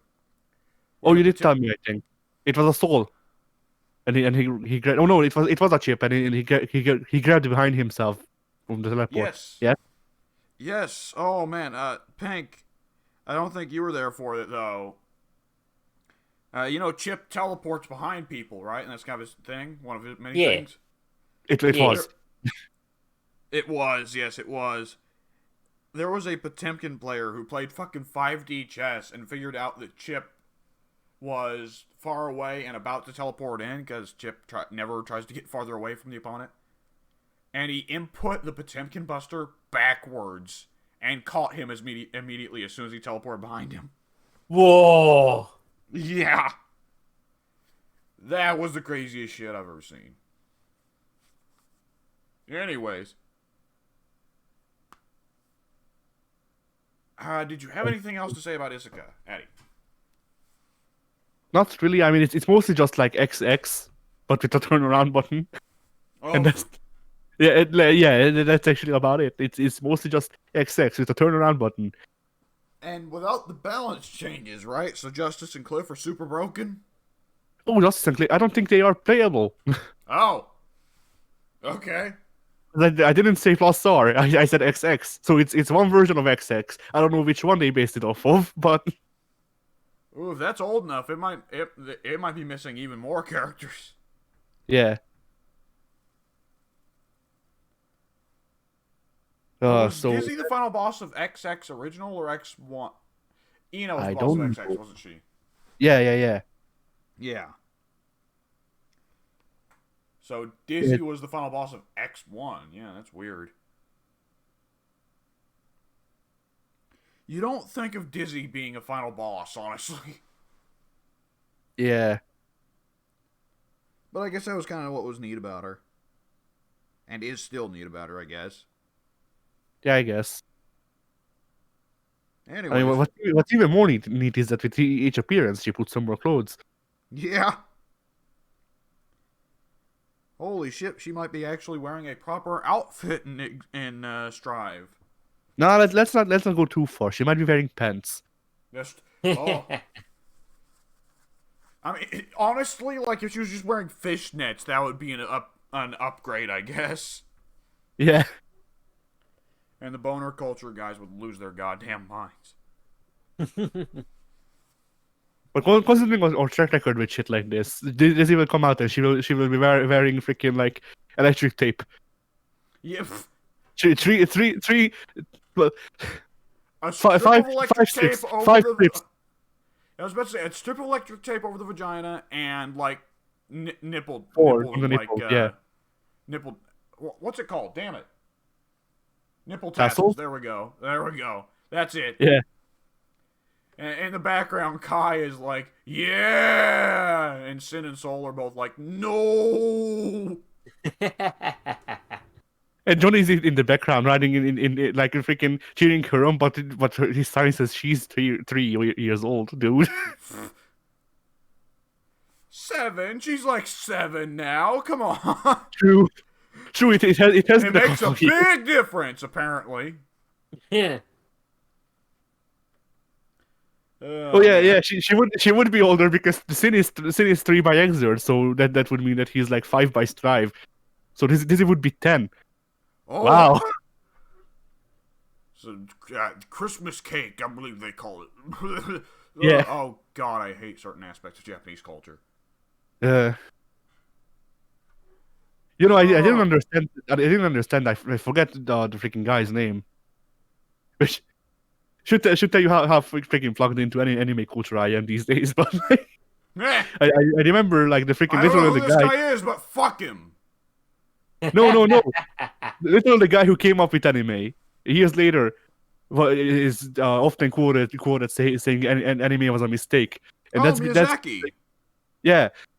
So Miyazaki, freaking like I didn't understand that quote, and like I thought it was like freaking it was like one of those meme quotes like freaking don't believe anything you say on the internet by freaking Lincoln.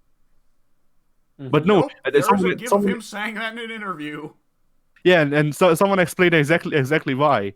But I don't know if he did, but like freaking like he said that anime was a mistake because of all the freaking the pedophilia shit in it.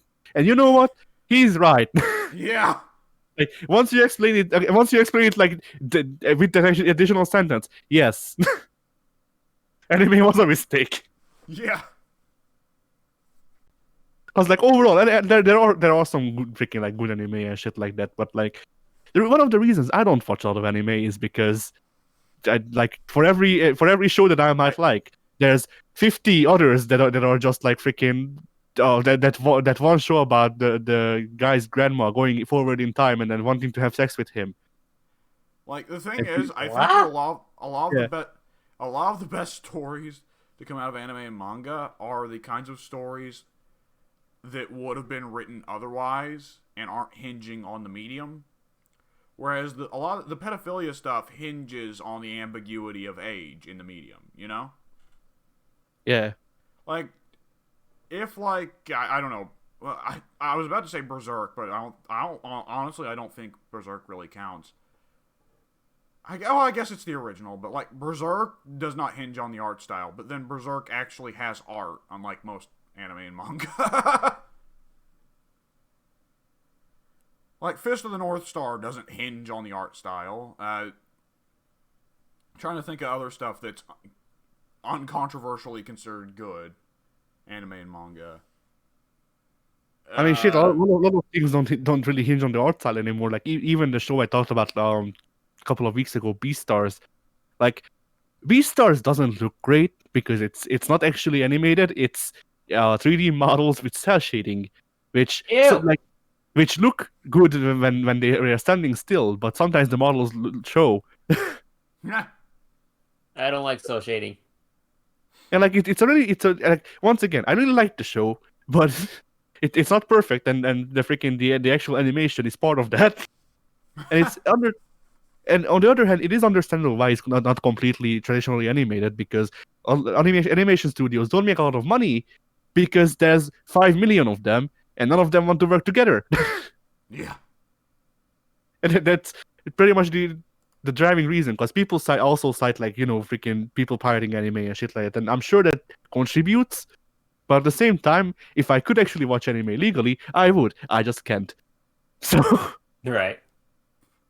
Like I tried subscribing to Crunchyroll, but if I wanted to watch anything a bit more obscure than Naruto, they don't broadcast it in Hungary. So, well, so there are some things that they do, but it's shit. It is usually this shit that looks like the same the freaking the shit that looks like it's cut from the same cloth as that show that I talked about where the freaking grandma goes in forward to time to have sex with her grandson. And a lot of isekais nowadays, right? Yeah, that too. I couldn't give less of a shit about Isekai. Mm-hmm. Like that's why it's good that freaking that anime is like freaking like anime is a medium, but it's not a genre. there's all other like there's genres in it, so there's freaking like there's parts in it that you can like, and there's parts that you can. Yeah.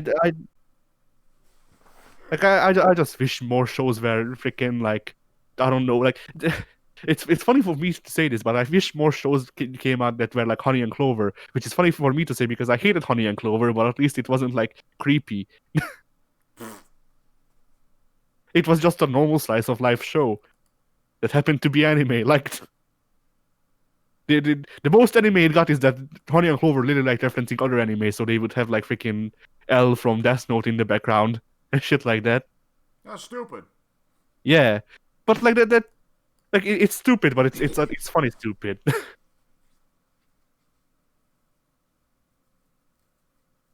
uh, Oh god. most anime sucks. I've got some stuff in my throat. Well, why would you do that? Because I'm a fool. I knew it. I've been saying it all these years. Oh shit, someone's Nice. calling me. God damn it. Hang Nice. on, I gotta step out. Fuck it. All right, you do that. So let's see what else I did. If I can actually remember anything of particular note. Oh yeah, I continued my grind in Sonic Adventure. I did Oh man. 2 levels and then quit the game because I couldn't take it. Like I'm not even like trying to get S ranks or anything. I'm just trying to play through the game. But the camera, it kills me. I need to run downstairs because somebody left eggs out. Well, that's not good. Yeah, I need to fix So that. somebody left X-Men out. No. Yes. I'll be back in a little bit. All right. Right.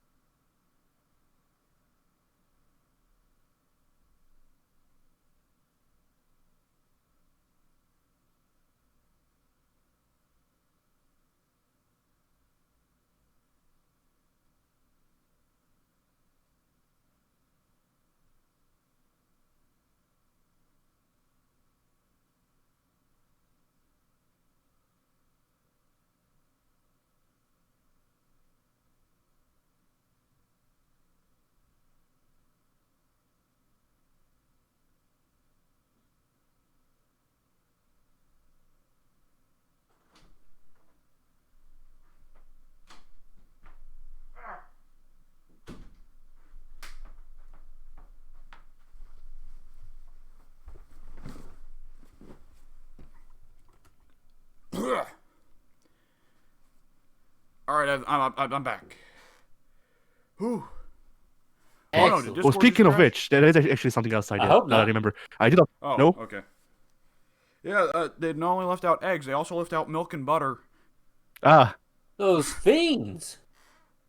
Whoopsie. Butter's not so bad. You leave that out for a week. It'll be fine. But milk, no, no. I mean, you leave the milk out so that you can make mozzarella. That actually is a way you can make mozzarella. I'm not joking. I've never made mozzarella before. Maybe I Have you? never someday. will. Yeah. Like I mean, if basically, I want to try my hand at making entirely homemade mozzarella sticks, that could be fun. But outside of that, I don't foresee that being something on my to-do list. Outside of the mozzarella sticks, I don't often use mozzarella. Pizza. I'll use it on pizza, but that's about it as far as I'm aware. yeah. If I remember correctly, one way to make mozzarella at home is to like get milk spoiled. I don't know to particularly which point, but like when it thickens up, and then you freaking like give it a wash, basically, Give it a wash. and then form it into balls, and then mozzarella just happens with magic. It just happens. Yeah. Fucking milk. How does it work? Yeah. Put that on a t-shirt. Mozzarella just happens. People Is it want another one of our eggs. merches? Yeah, new merch idea. We're gonna have a filing cabinet just filled with our merch ideas at this point. Yeah. I mean, all of our merch ideas is just one off sentence someone said. This is true. Ugh. All right, what are we Uh, talking about? Oh, Sonic Adventure. You had a busy fucking week. No, I had a busy day because for most of the week I just played Smite and Street Fighter. But today I was like, oh well, I mean, I could play some actually play something or, you know. Or just play more Smite. Yeah. Uh, I'm actively not playing Smite because of the new battle ass.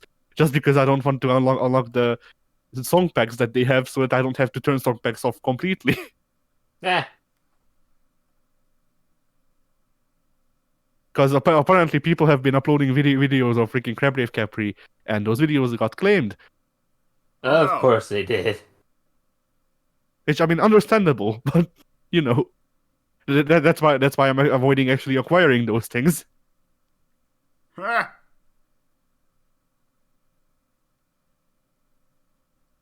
But yeah. So Sonic Adventure is as much fun as it was when we recorded last year. It's actually less fun. Oh, cool. But hey, like, at least this way we can do the ring around the rosy with the save files. So that's gonna be fun. Actually, now that I remember, I think if I remember correctly, Goku said he might want to be there for one of the Sonic Adventure recordings because he actually likes the game. Oh food. man. Anyway, All right. did I do anything else? Heh. Well, I did have a bit of a thing because of the of the incident last week. That was fun. I do not remember. There was an incident? With Mike. Oh, Oh. yes, that. Okay. I thought we broke something. Ah. I mean, like, thankfully, Mike had his freaking head screwed on properly, so actually, like, heard me out and discussed the shit with me, so it can be settled. I wish I had a battle handle on my freaking anger. Like, I wish the only emotion that I can feel consistently wasn't one that I can't control. I mean, it happens, you know? Well, yeah, but like on one hand, on one hand, I've been freaking dealing with this with most of my life, so I should have a better handle on it. On the other hand, I also knew it was coming because like the reason I removed myself from the last Terraria recording was because I felt getting tenser and shit like that. But I was like, I don't tell you guys about stuff like that because it's such a vague feeling that it can happen anytime from between 2 minutes and 2 months from when I start feeling it. So That's not fun. yeah.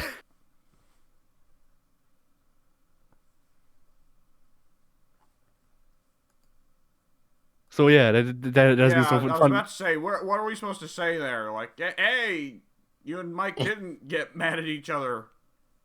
Yay. Yay! Let's bake a cake.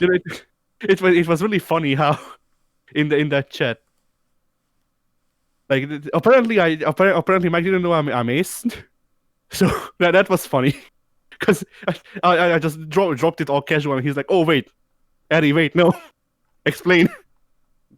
Wait, no, explain. But it was really funny when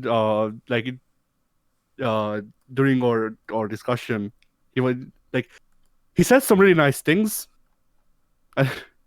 Really like it.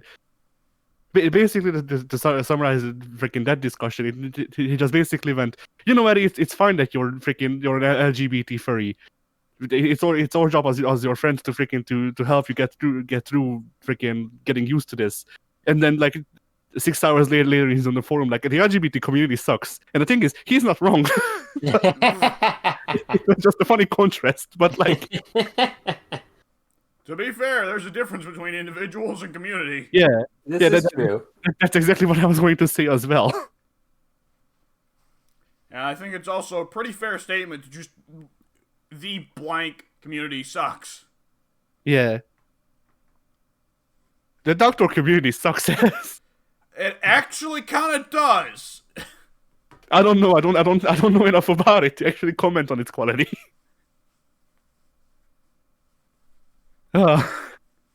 Yeah. But like the freaking words. Yeah. So I freaking I threw some stuff at my head because obviously, like, you know, like after that, like even though it was settled, the part of me that's still trying really hard to make me not be the way I am is like, no, but this is the fault of the changes, which it's not. Like I've been dealing with anger issues most of my life, so it's obviously not onset from freaking from me going through changes. But he really wants me to think they are. So that's not been really fun to deal with. I don't understand how the brain works. The answer is, it doesn't.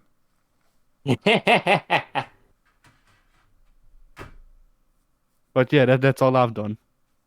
Okay.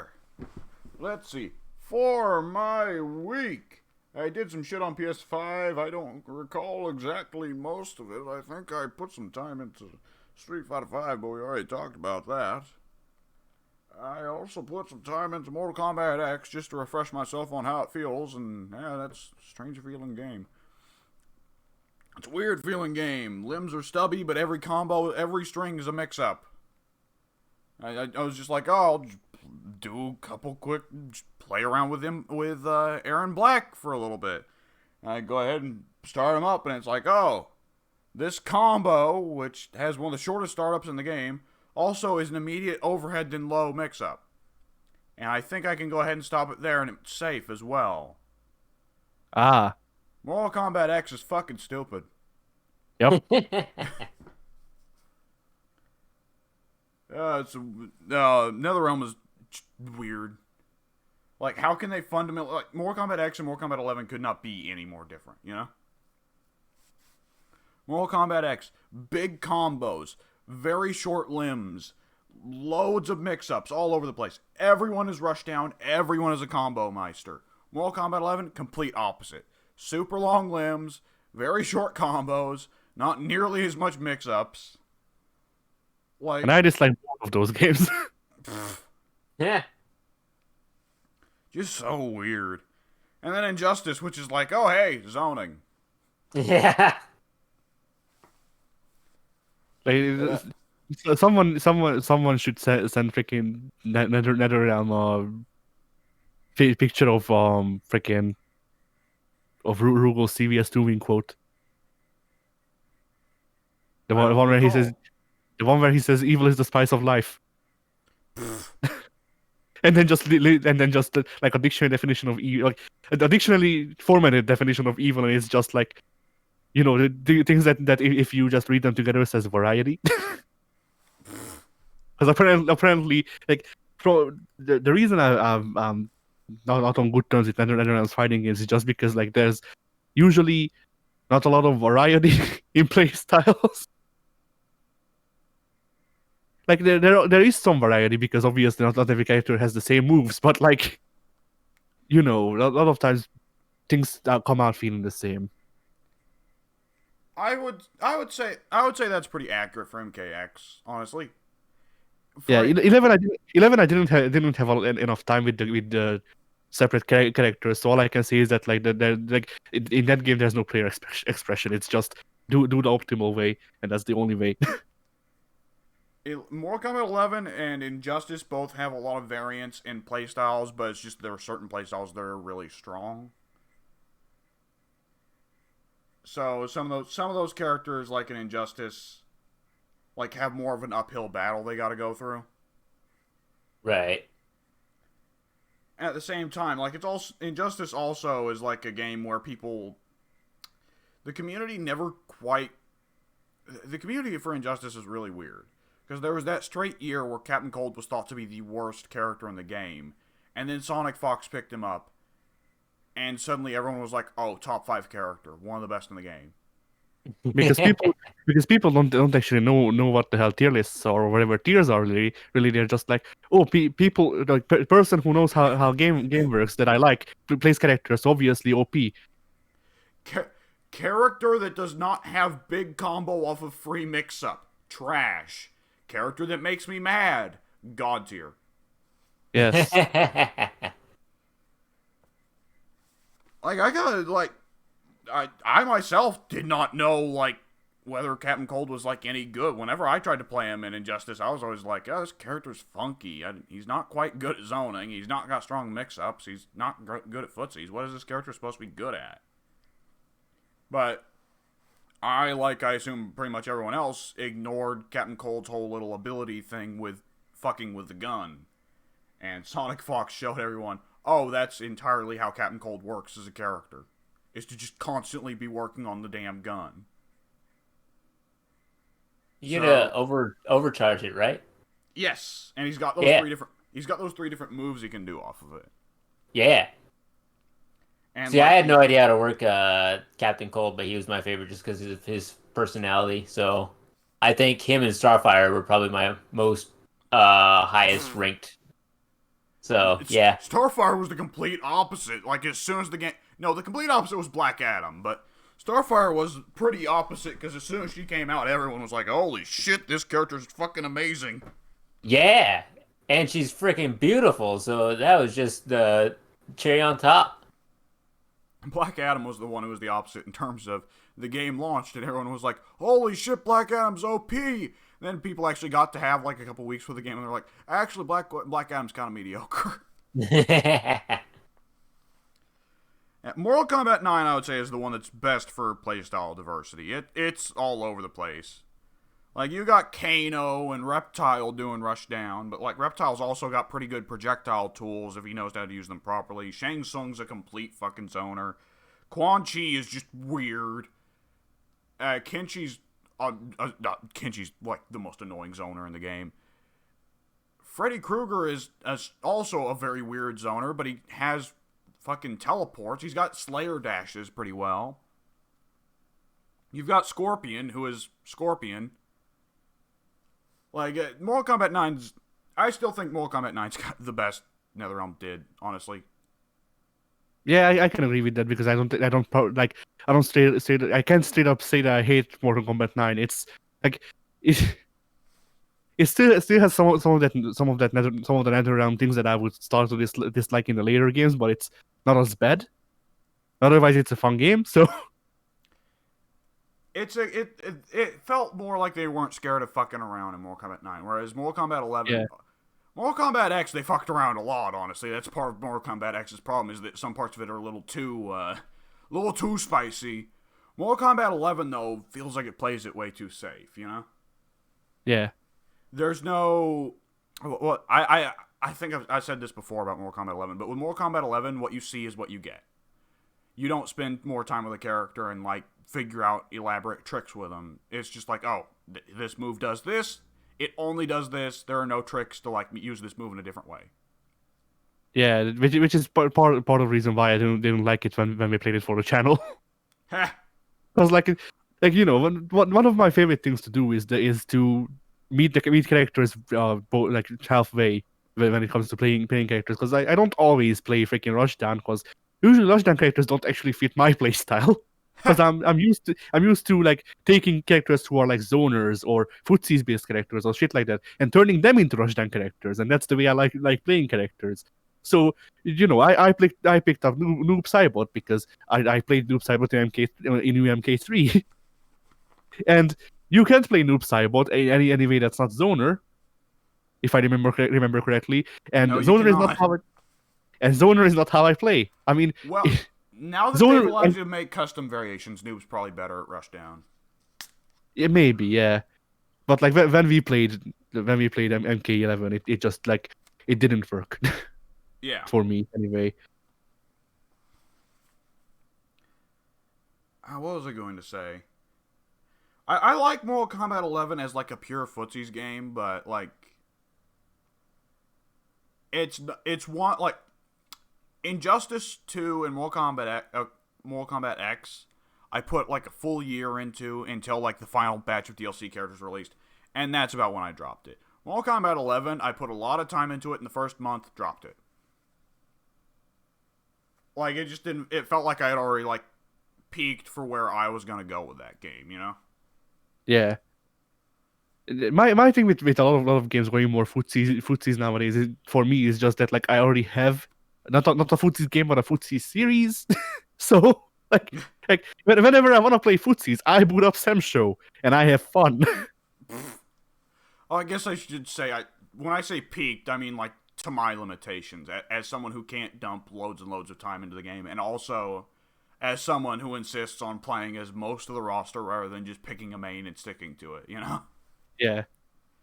Like there's a cap there. I can't be amazing with Jax and also Johnny and also Scarlet and also Sonya and also Jackie, you know? I mean, you can get that. It just takes a bit more time. But that's the thing, is that like people who choose one character to main have a shorter time to reach their best with that character. But like I personally play with the whole cast usually, just because, well, for one, it's good to know what the opponent has, and for two, it keeps the opponent guessing, because like even like usually like we all of us have a main in fighting games, but like I don't think any of us particularly only play or main for freaking longer periods of time, because like yes, I mostly played Akuma in the last 3 days that I've been playing Street Fighter 5, but that's because Akuma got new tools and I'm trying to freaking figure out the limits that I can take them. But I also played games with Seku, I played games with Ryu, I played games with I don't remember who else. G, I think, like just to check out where some of the other characters stand, because I want to have like I want to be intermediate with everyone so that my Akuma can be better. Yeah. Because any small amount of knowledge I get from any character is something that I can test on my main, and vice versa. I don't get how those people who like stick to one character cannot just like look at other characters on the roster and be like, "Oh, I want to take a spin with him." Like I can get that if it's like a game that you're only playing for one character, right? But like, how many of those games, does one play like that? I don't know. Like I actually don't do that with a lot of fighting games, because like Street Fighter 5, I pretty much only play for Akuma. freaking Mortal Kombat, I only play for Ermac, even though I used to play Kano and Baraka too. So I would have characters. I just prefer Ermac that much. And To there's be fair, a couple Baraka's not in MKX at all. yeah. But then even then, my thing with trying out the whole cast in any game is that yes, I'm pretty much only playing Street Fighter, any versions of it, like any games in the series of Street Fighter. I'm only playing for Akuma. At the same time, I can only do the same combo with Akuma in every match for so long before I go, you know what, I'm gonna go with someone else. Yeah. See, for me, it just occurred to me, if I have a fighting game, there's only one fighting game I can think of off the top of my head where I only enjoy one character, and it's fucking Blaze Blue, which I generally prefer not to play. Oh, I did actually play Blaze Blue as well, but yeah, Blaze Blue is a funny series for us because we keep trying to give it chances and it keeps falling through the floor. Yeah, legitimately, like, I think earlier this week, I reinstalled Blaze Blue on my PS5, where I had like Chrono Phantasma for PS4, and I reinstalled it, and I went into practice with I don't even remember who, and I was like, oh, Blaze Blue, I'm gonna take it seriously one day, I'm gonna get into it one day, and I just practiced a bit as Ragna, and I was like, ew, stinky, and I just deleted it. I booted up freaking Sensual Fiction, and I left Jubei because Jubei, there's technically 4 characters that I play Blaze Blue for, but really when it comes down to it, it's only 2. So that's fair. And so freaking I sometimes I whenever I periodically boot up Blaze Blue, I either left Jubei or left freaking Susano. Because Susano was not broken in Blaze Blue, not as broken in Central Fiction as he is in freaking Cross Team Battle or whatever the hell it's called. So yeah, there's a certain thing with Blaze Blues, because I have the same problem with Tager. I don't play Tager in pretty well any of the games, because getting SPDs with Tager is too easy. I don't like it. I want to work for my SPDs, you know? Yeah. And so I booted up freaking Central Fiction and left Jubei, and I actually came up with a combo for him, but it's obviously not a great combo because I don't have experience with the game, I don't have enough experience with the character, and I don't have enough freaking know-how with the specials to know which can be freaking expanded upon in ways that I just wouldn't know at this point. But I just did the combo. I did it 3 times in a row, and I was like, okay, I can do it consistently, and then quit the game because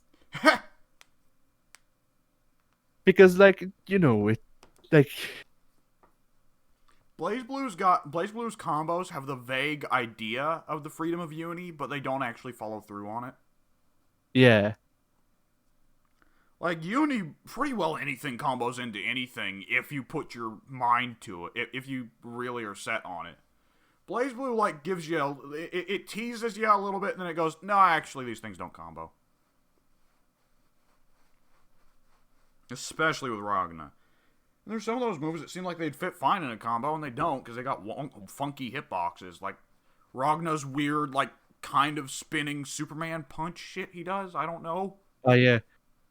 It's not Fafnir. It's far from Fafnir. It's like if he did Bandit Revolver, but with his fist instead of his leg, you know? Because Ragna is just blatantly, discount Soul, like everything else in Blaze Blue. I mean, I don't know. What is Jubei, a freaking Tesco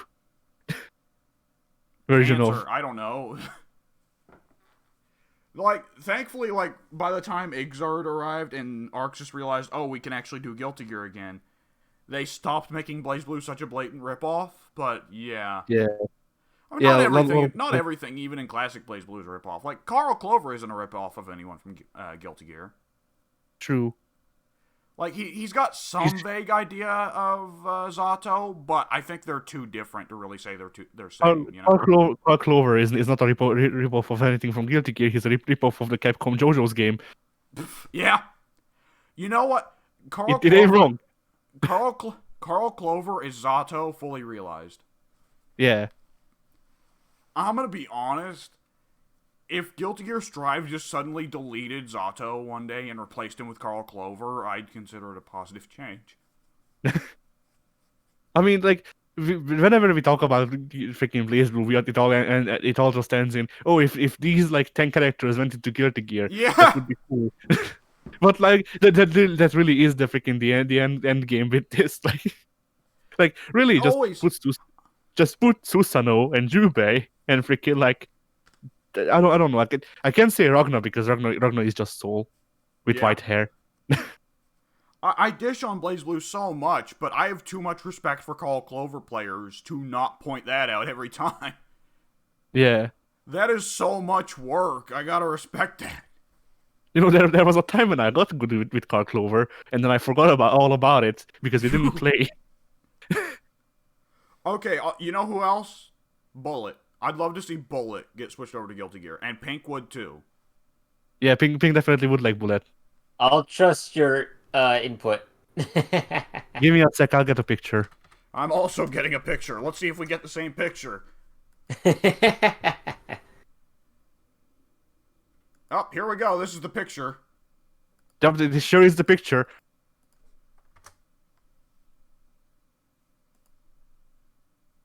Oh no, that's not the picture I got. I got that one. Yeah. Which one is more blatant? Oh, I don't think I can post this. No, you probably can't. I was going to post a picture that's worse, but it's pretty much like the best way I can summarize it is like she's doing that.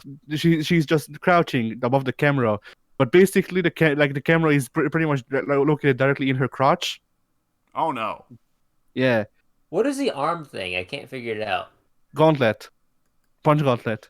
Okay. She like punches with like the strength of bullets. That's why she's called Bullet, I think. I see. It's like a pneumatic gauntlet or some shit. I don't know. I see. BlazBlue was just like, imagine if Guilty Gear was fucking stupid and like a dozen times more anime, which is saying that. Okay, I think I've said this before. Saying a lot. I think I've said this before. I'm gonna repeat it. Guilty Gear is like Berserk, Fist of the North Star era anime. BlazBlue is Naruto era anime. Yeah.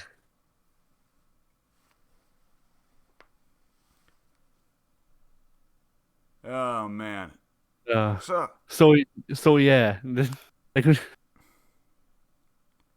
BlazBlue. Anyways, I wonder which guest character they're gonna have to strive, because they've been asking about it a lot.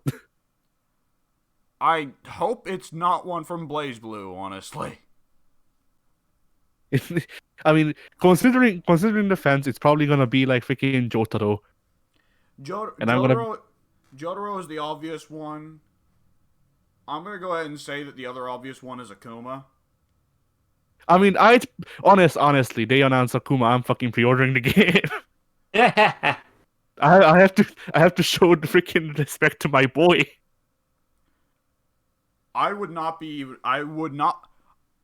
be very pleasantly surprised if it was Terry. Just because Akuma could fit into Guilty Gear visually, right? Yeah. They'd have to do a bit of a different art style on him, but he's already kind of exaggerated, and he's got that kind of timeless look, right? But throw Terry into Guilty Gear, just wearing the trucker gear pretty well, when everything else in the setting is so hard sci-fi or hard fantasy. It'll make Terry look stupid. No, even better.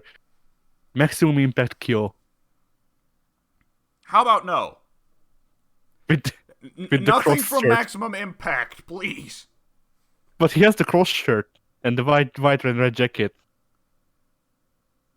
Oh, wait. Was that the actually good Kyo design? Maybe I might be misremembering. Let me check. I'm checking as well. Yes, that was the one.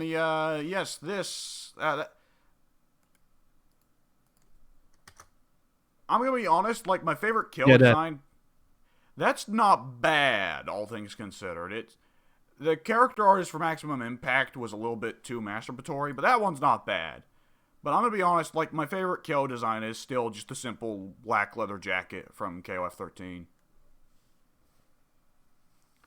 With no headband. What is this outfit?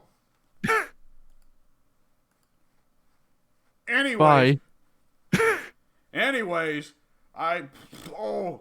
dude, if this goes on for 20 more minutes, we're gonna get an abrupt mic appearance on the Shut Your Mouth Lounge.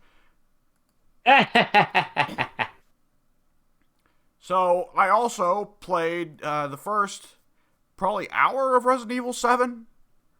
I've already watched... Oh no, go ahead. Sorry for cutting in. But I didn't know if you bought Resident Evil freaking 8 or not, because so I watched a full playthrough on it in case you want to discuss it. It's interesting, ain't it? I mean, I appreciate that they have werewolves and freaking and vampires. I just kind of wish that they didn't put it into in the game where it's set in Romania.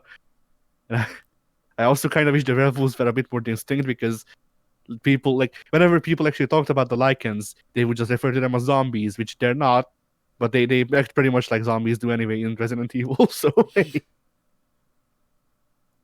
Yeah, Resident Evil 8, yeah, well, I guess we can talk about it in a quick second. Let me get RE7 out of the way first, I guess. RE7, I played up until pretty well just a little bit after Jack comes back, I guess. I've already watched 2 playthroughs of RE7 before. I watched the Achievement Hunters play through it, and I also watched our old friend Mike play through it. So, this is, in a sense, my 3rd time through RE7, but also my first real time through RE7. And it's pretty good, unsurprisingly. So, yeah, that opening stretch, well, the whole game so far is very good at being full of tension. And I can say that because it's still spooking me, even though this is my 3rd time through the game and I've already seen all the scares. Yeah.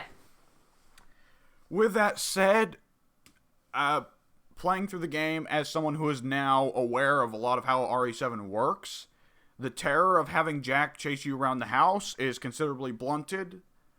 Because most people who start out RE7 are not going to know that blocking is a very important feature. They're going to look at it and be like, why the hell would I block? I'm getting hit by a giant tooth monster. Blocking shouldn't do anything to help against that. But blocking is actually really fucking good in RE7. I don't even know why they put it in.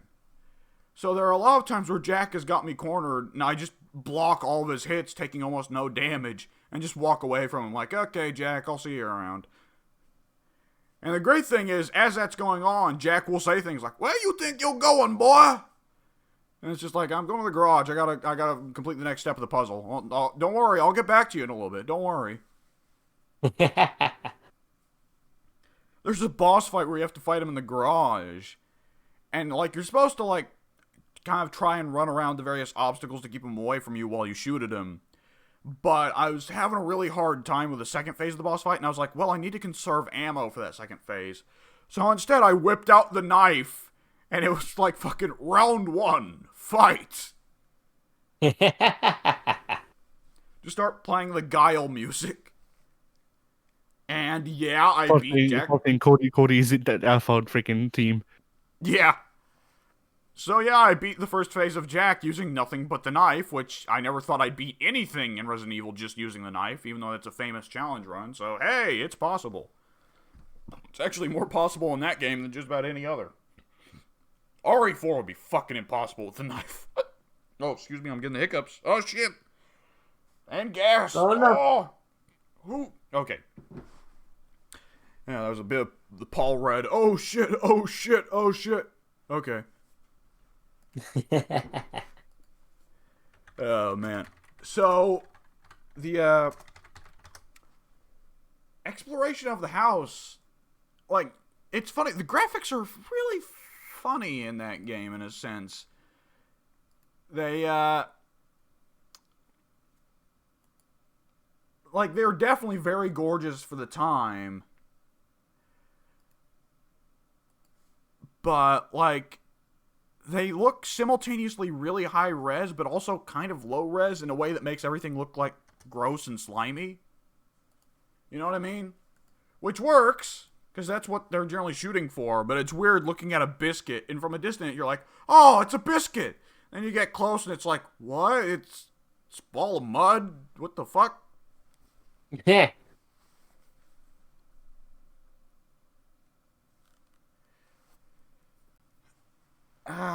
Anything else in particular to say about it? Ethan is still the most white bread Resident Evil protagonist, which is saying something because Chris exists. Yeah. Okay, Resident Evil 8. So, I guess we can go ahead and just put up a spoiler thing of, hey, we're probably going to spoil RE8 at some point here, maybe, I don't know. So, yeah, first things first, you know, I don't know if we'll ever talk about spoilers. I'm glad Ethan's fucking dead. Fuck that guy. Anyways. Yeah, I didn't care for him, so hey. He's so boring.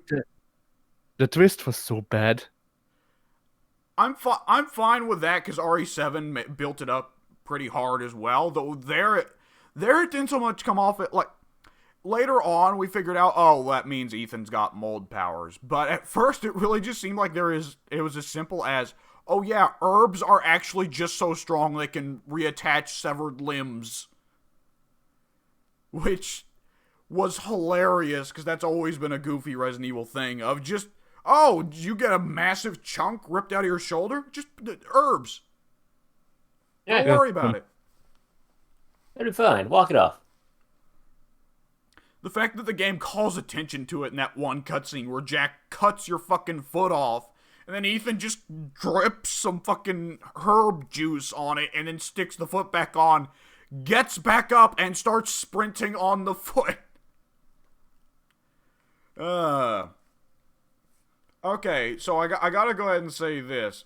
That final villain was really fucking boring. But all the 4 counts were actually way more interesting than her.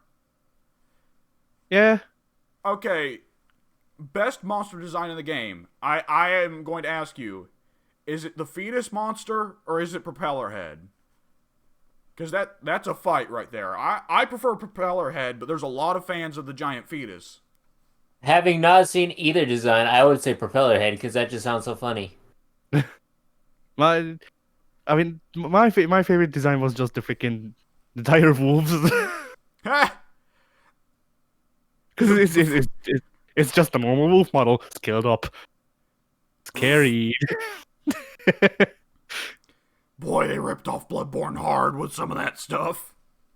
Yeah, I wish the werewolves were actual, like, you know, closer to normal werewolves instead of just people with with darker skin and like more hair.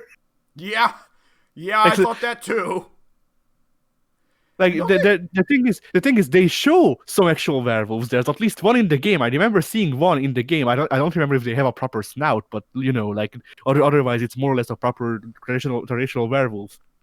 But the normal enemies are just people with a bit more hair and like darker skin that howl sometimes. And like, you know, the people, like I can't blame the people who are just like, oh, zombies. I mean, if werewolves don't look like Fenrir, are they really werewolves? To me, they're not supposed to be zombies. They're supposed to be Ganados. Well, yeah, they're supposed to be Ganados, but Ganados are basically zombies anyway. I mean, like, I'm a casual enough fan of freaking Resident Evil to tell you that Resident Evil has one overarching enemy type, and that's zombies. Like, like it doesn't matter what technicalities set them apart. Resident Evil doesn't really do a great job differentiating between them. Like there's different types of zombies, but it's usually just zombies. I'm of the opinion that like there's a scale for zombies that like it kind of gets gray somewhere along the line, but like there's, to me, the baseline zombie is Romero's zombie, right? And then the Ganado I think has enough differences. Like they're intelligent, they can speak, they're not rotting away. They use weapons. They even use guns at certain points. The Magini use loads of guns. And also, if you blow off their heads, a gigantic fucking horror monster parasite comes out. Which, all that put together to me makes them enough not zombie, you know? So they're not as no. There is a kind of zombie that's a Japanese folklore zombie. I forget which one exactly. But there's that monster. There's Wait, the monster. exactly. Are we talking? Yeah, Oh, the monster from Siren. Is that supposed to be it? I don't know, but I remember there's a Japanese folklore monster that is basically just this. It's this spirit that that can I forget if it possesses people or comes back from the dead. That when it just looks like a normal person, acts like a normal person, and things like it's just a normal person for as far as you know. But when they get pissed off, their neck gets longer and they become like that's how you know that they've become monsters. Okay, is it? Wait, are these like the enemies from the weird zombie miner enemies from Neo? Yes, Okay, that makes sense. so they're just Japanese zombies. Yeah, I can kind of see that. Though to me, like, neck lengthening, I wouldn't interpret as, hang on, let me pull up a picture here. Hang on, oh, I accidentally typed in Resident Evil. To me, like, elongated neck, I don't really think of as, like, fuck it, this is a Magini, but it's close enough. Like this. But I actually can see where someone would extend. Yeah, like this just looks like they made it a bit like it looks like they took the folklore and they just made it make a bit more sense scientifically. Nothing in Resident Evil makes scientific sense. Well, I by that I mean like they made it look like they made it closer to what an actual mutation would look like instead of just like long neck. Yeah. But Okay. it is very obviously freaking inspired by that folklore monster, whatever its name is. Okay. So how about that giant robot fight in Resident Evil 8, huh? There are robots now? Oh yeah, I didn't understand. I didn't understand Dante. Like I know his name is Heisenberg, but I refuse to call him anything other than Dante because it's just Dante. Yeah. Like, the moment I saw that giant robot, I was just like, what? I probably made a face that would have gone well in a YouTube thumbnail. Alright, I found it. I found the name of that monster. It's the Roku B. There we go, Roku B. Okay. Or Nukekubi. That could also be a version. Anyway, How? continue. I don't know what else to say about Resident Evil 8. Other than, hope that's the last first person one. I do have one last comment about Resident Evil 8, which is I am very surprised that they couldn't get any one person from the English cast to properly say Dimitrescu's name. Nobody says it properly, not even Dimitrescu. Americans get confused by anything that comes out of Europe that's east of Germany and Italy. Yep. Like, even like But, like, Greek, it's despite very- Greek being foundational to Greek culture being foundational to American culture, we still like look at a lot of Greek words and just go, "Oh fuck that, no."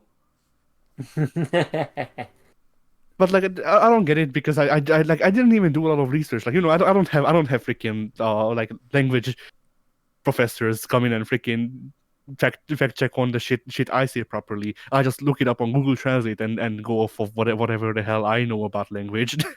And like I just looked up, I just wrote the name into Google Translate and went, all right, let's listen to this in Russian, Romanian, and Polish, and all of them pronounce it the same as Hungarian would, which is Dimitrescu. So Yeah, none of them actually pronounce the "oo" at the end. They just call her Dimitrescu, don't they? yeah. I'd heard about that. Yeah, I thought that was weird. I imagine that might be a Japan thing because they think, oh well, Western names always end with a consonant, so it's not Dimitrescu, it's Dimitrescu, right? Because Westerners always end their names with consonants. Who knows? What was I gonna say? So that's Resident Evil 7. Let's see, what did I do on PC? Okay, Hades. Oh, I get Pink's running on limited time here, so let me get to Hades first. Okay, Hades. I think I have beaten. Okay, wait. Pink, have you completed a run yet? No, I've not. I have completed my 8th run. How dare you? Let me get that freaking that old gif of Alex from Cow Chop or Immortal HD Yeah. crying, Dying? crying. Oh, crying. No, dying. They fucking killed him. Yeah, with the end of Cow Chop, Rooster Teeth went to his house and murdered him and put him on put it on the internet. It got loads of views. Yeah, I believe it. So, with that in mind that you haven't beaten the game, beaten Hades yet, beaten a run yet, I'm not going to say what I was going to say. What I will say is, I have an observation to make, and I wonder if you've noticed it as well. Have you noticed that when they do present the God Boon dilemma, where you have to choose between two boons and the other one gets angry? Yeah. Have you noticed that Hermes is the only one who never will be in a dilemma? Yes, I have. Actually, has Demeter ever been part of those for you? Yes. I've not gotten her yet either. It's Hermes and Demeter that I've not obtained in a god struggle. So I wasn't sure if she was like excluded since you have to quote unquote unlock her, or if it was just my terrible luck. I mean, she's one of the ones that makes the most sense. She's super temperamental, but Yeah. like Hermes, I fear there's that. And have you also run into the dialogue yet? Hermes has of where he talks about what Zagreus is doing. I don't think so because it doesn't sound familiar. I guess it's only a really tiny spoiler that only really matters for Hermes. But Hermes, like one of his earlier dialogues, he just straight up tells Zagreus, "Oh, I know you have no intention of coming up to Olympus. You're going up to see your mom." Ah, So it makes sense that Hermes is just like looking at Zagreus from an entirely different perspective than everybody else, which I found interesting. right. Also, just Hermes is way less of a dick than the other Olympians. Yeah. Like, are there even any myths, like original Greek myths of Hermes being a dick? um, I can't say with certainty there are, but there also aren't any with Hades. And there are reasons for that, but it's kind of complicated. Well, with Hades, it was supposed to be bad luck if you insulted the god of the dead, right? Yeah, and allegedly, I actually obtained this information. There's a YouTube channel called Overly Sarcastic Productions. They actually Yes, had a I watch video. them. Yes, they had a all of us video do. on Hades, Oh, shit. and they were kind of saying that, hey, Hades may have actually come a bit later on down the line, which is why he's not present in a lot of the early mythology. And why Poseidon originally was kind of god of the seas and the underworld. So over the course of time, they kind of split Hades and Poseidon off into two. So now Poseidon's just angry god of the waters, and Hades is the actual lord of the underrealm. That would make... So yeah, and that made total sense to me as to why Hades kind of always never had anything going on in mythology. It's like he'll get name dropped every now and again, but I don't. Outside of the Persephone story, he doesn't really show up all that much. I think even this game, Hades goes with the interpretation that Hades is just straight up less of a dick than the Olympians, though. Yeah. Because he at one point says, like, "Boy, if you think I'm bad, then you haven't really met your family," or something like that. And he's not wrong. No, not at all. The last game I'm going to talk about that I played was Crusader Kings 3, which I grabbed while it was on sale. And played online with Soon for a little bit. Crusader Kings is a hard game to play in multiplayer because Like, there's so many times where one or the other of you wants to pause the game to figure out like some crazy shit that's going on and stuff. And it's a Yeah, I lot was easier about to than say that. that's just a weird game to play alone. I can't even imagine multiplayer. Yeah. So it inevitably turns into dicking around pretty quickly. So soon started. Things went poorly for him. He got invaded by a much bigger power. So I Ooh. reminded him, hey, there's this switch character button. You don't have to play as that guy because he's clearly fucking dead. So soon switched to another character. And I was like, alright. It said soon has started playing as Emperor whatsoever of the Holy Roman Empire. I was like, okay. About 2 minutes later, I got a notification. Soon has started playing as so-and-so of Poland. I was like, oh, interesting. You have received $50 from Poland. Oh, cool. Soon has started playing as, Emir whatsoever of the Abbasid Caliphate. Oh. And I just started seeing everything on the map like he just was trying to destabilize as many countries as possible while dumping money on my guy. So I just went, alright, fuck it. And I started switching different characters, and we got the stupid idea of trying to just go around and get every single faction, every single nation on the map to swear loyalty to either the Persian Empire or the Byzantine Empire. And we were able to cover pretty much the entirety of the map. And that was bizarrely difficult because there are a load of times where it's like, okay, well, let me just pick this nation in Africa and I'll ask them to swear fealty to the Persians. And then the Persians are like, actually, no, we don't want your money because we don't like that you aren't Muslim. And it's like, it's free money. Right. So it took a lot of work, but we were eventually able to get pretty much the entirety of the map like that.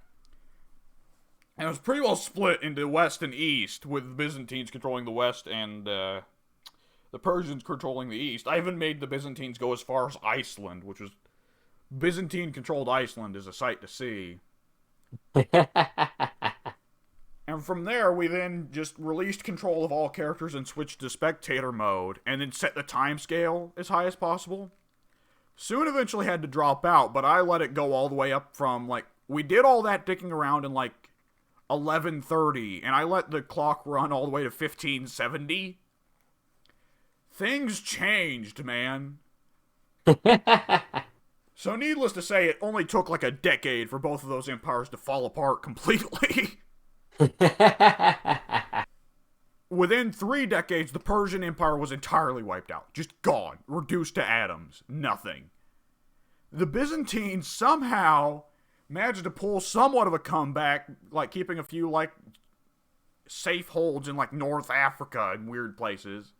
And by the time of the 1570s, the Byzantines have made a hard comeback and control the entirety of the northern coast of Africa, Greece, Turkey, most of Eastern Europe, and Sicily, which I thought was weird. Oh, man. All of Africa is now Orthodox Christian. All of Spain, also Orthodox Christian. England never formed as a country, and the British Isles are an entire clusterfuck, except for Ireland, which is for some reason owned by France. That's interesting. The Queen of Hungary is a black woman. And then respectively, the Queen of Mali is a white woman. There's just loads of English Orthodox bishops all over West Africa, which I thought was weird. The Crusader state in Jerusalem still somehow formed and then conquered the entirety of the Arabian Peninsula. So all of the Arabian Peninsula is now Catholic. Oh, man. India is entirely Muslim, which is way too early for that to happen. Also, no, that just never happened, actually, come to think of it. Okay. I was thinking, we did all this work to set all this stuff up, but Genghis Khan's probably going to show up and just, annihilate everyone and turn everyone to Mongol culture. Genghis Khan spawned in and immediately died. And all of his kids were just wet farts. The Mongol Empire spawned, and then like the Mongol Empire, as soon as it spawns, immediately takes like the entire fucking northwest quarter, northeast quarter of the map, and then just fell apart immediately. Womp womp. Yeah, no kidding. Genghis did the Abe Lincoln gif. Yeah. Oh man, what else happened that was stupid? I guess that was just about the extent of Oh well, Italy never turned into city-states. Instead, the Pope just rules over the entirety of the Italian peninsula except for Sicily. Sure. Yeah. Oh man. So yeah, that's interesting. Soon actually said that he wanted to dick around with, like, he wanted to actually try and play in that setting just because it's like so weird. So Right. yeah, I'd be curious to see how that keeps going. I don't think that there's set to be an end times for that. So one day I might just like load that save up, hit the timer for max time, and just walk away and leave that running all day and see how things look in the year 2300. Alright, and that's the extent of my week. Oh, wait, I forgot about something, actually. So we just got informed this morning. We've got a house. Excellent. It's in, like, the middle of fucking nowhere, Virginia. 30 minutes from the closest Walmart, which should tell you how far out in the fucking boonies Oh it is. yeah. Oh That yeah. sounds great, honestly. What? Yeah, that sounds great to me. Yeah, I was about to say, there's conflicting things here. Because, like, my parents are like, woo, yeah, no more of this people. Just go out in the woods by yourselves. And meanwhile, I'm like, oh, shit. I mean, I could do a lot more stuff if the social anxiety didn't kick in, and the social anxiety won't kick in if there's no people. So hey, I'm also a woodland animal, so it makes sense. Hey, anyway, So, if all the checks clear and the place isn't, like, termite city inside, then we will probably be moving there, or moved there, by June 16th. Very Nice. nice. Alright. And that is the so extent of... both of you are moving, and I'm gonna have to run the podcast alone. Yeah. You know what I'm saying? I'll be in the moving car on my phone, annoying the rest of the people in the car. Yeah. Alright. Let's go ahead and wrap up this podcast, because Aye. if I have to use these wireless earbuds for like 3 hours straight, they're going to run out of battery, and we're going to be doing Left 4 Dead 6 minutes ago. So, Yeah. alright. I believe we can call that a podcast. Eddie, say bye. I already did. Ah.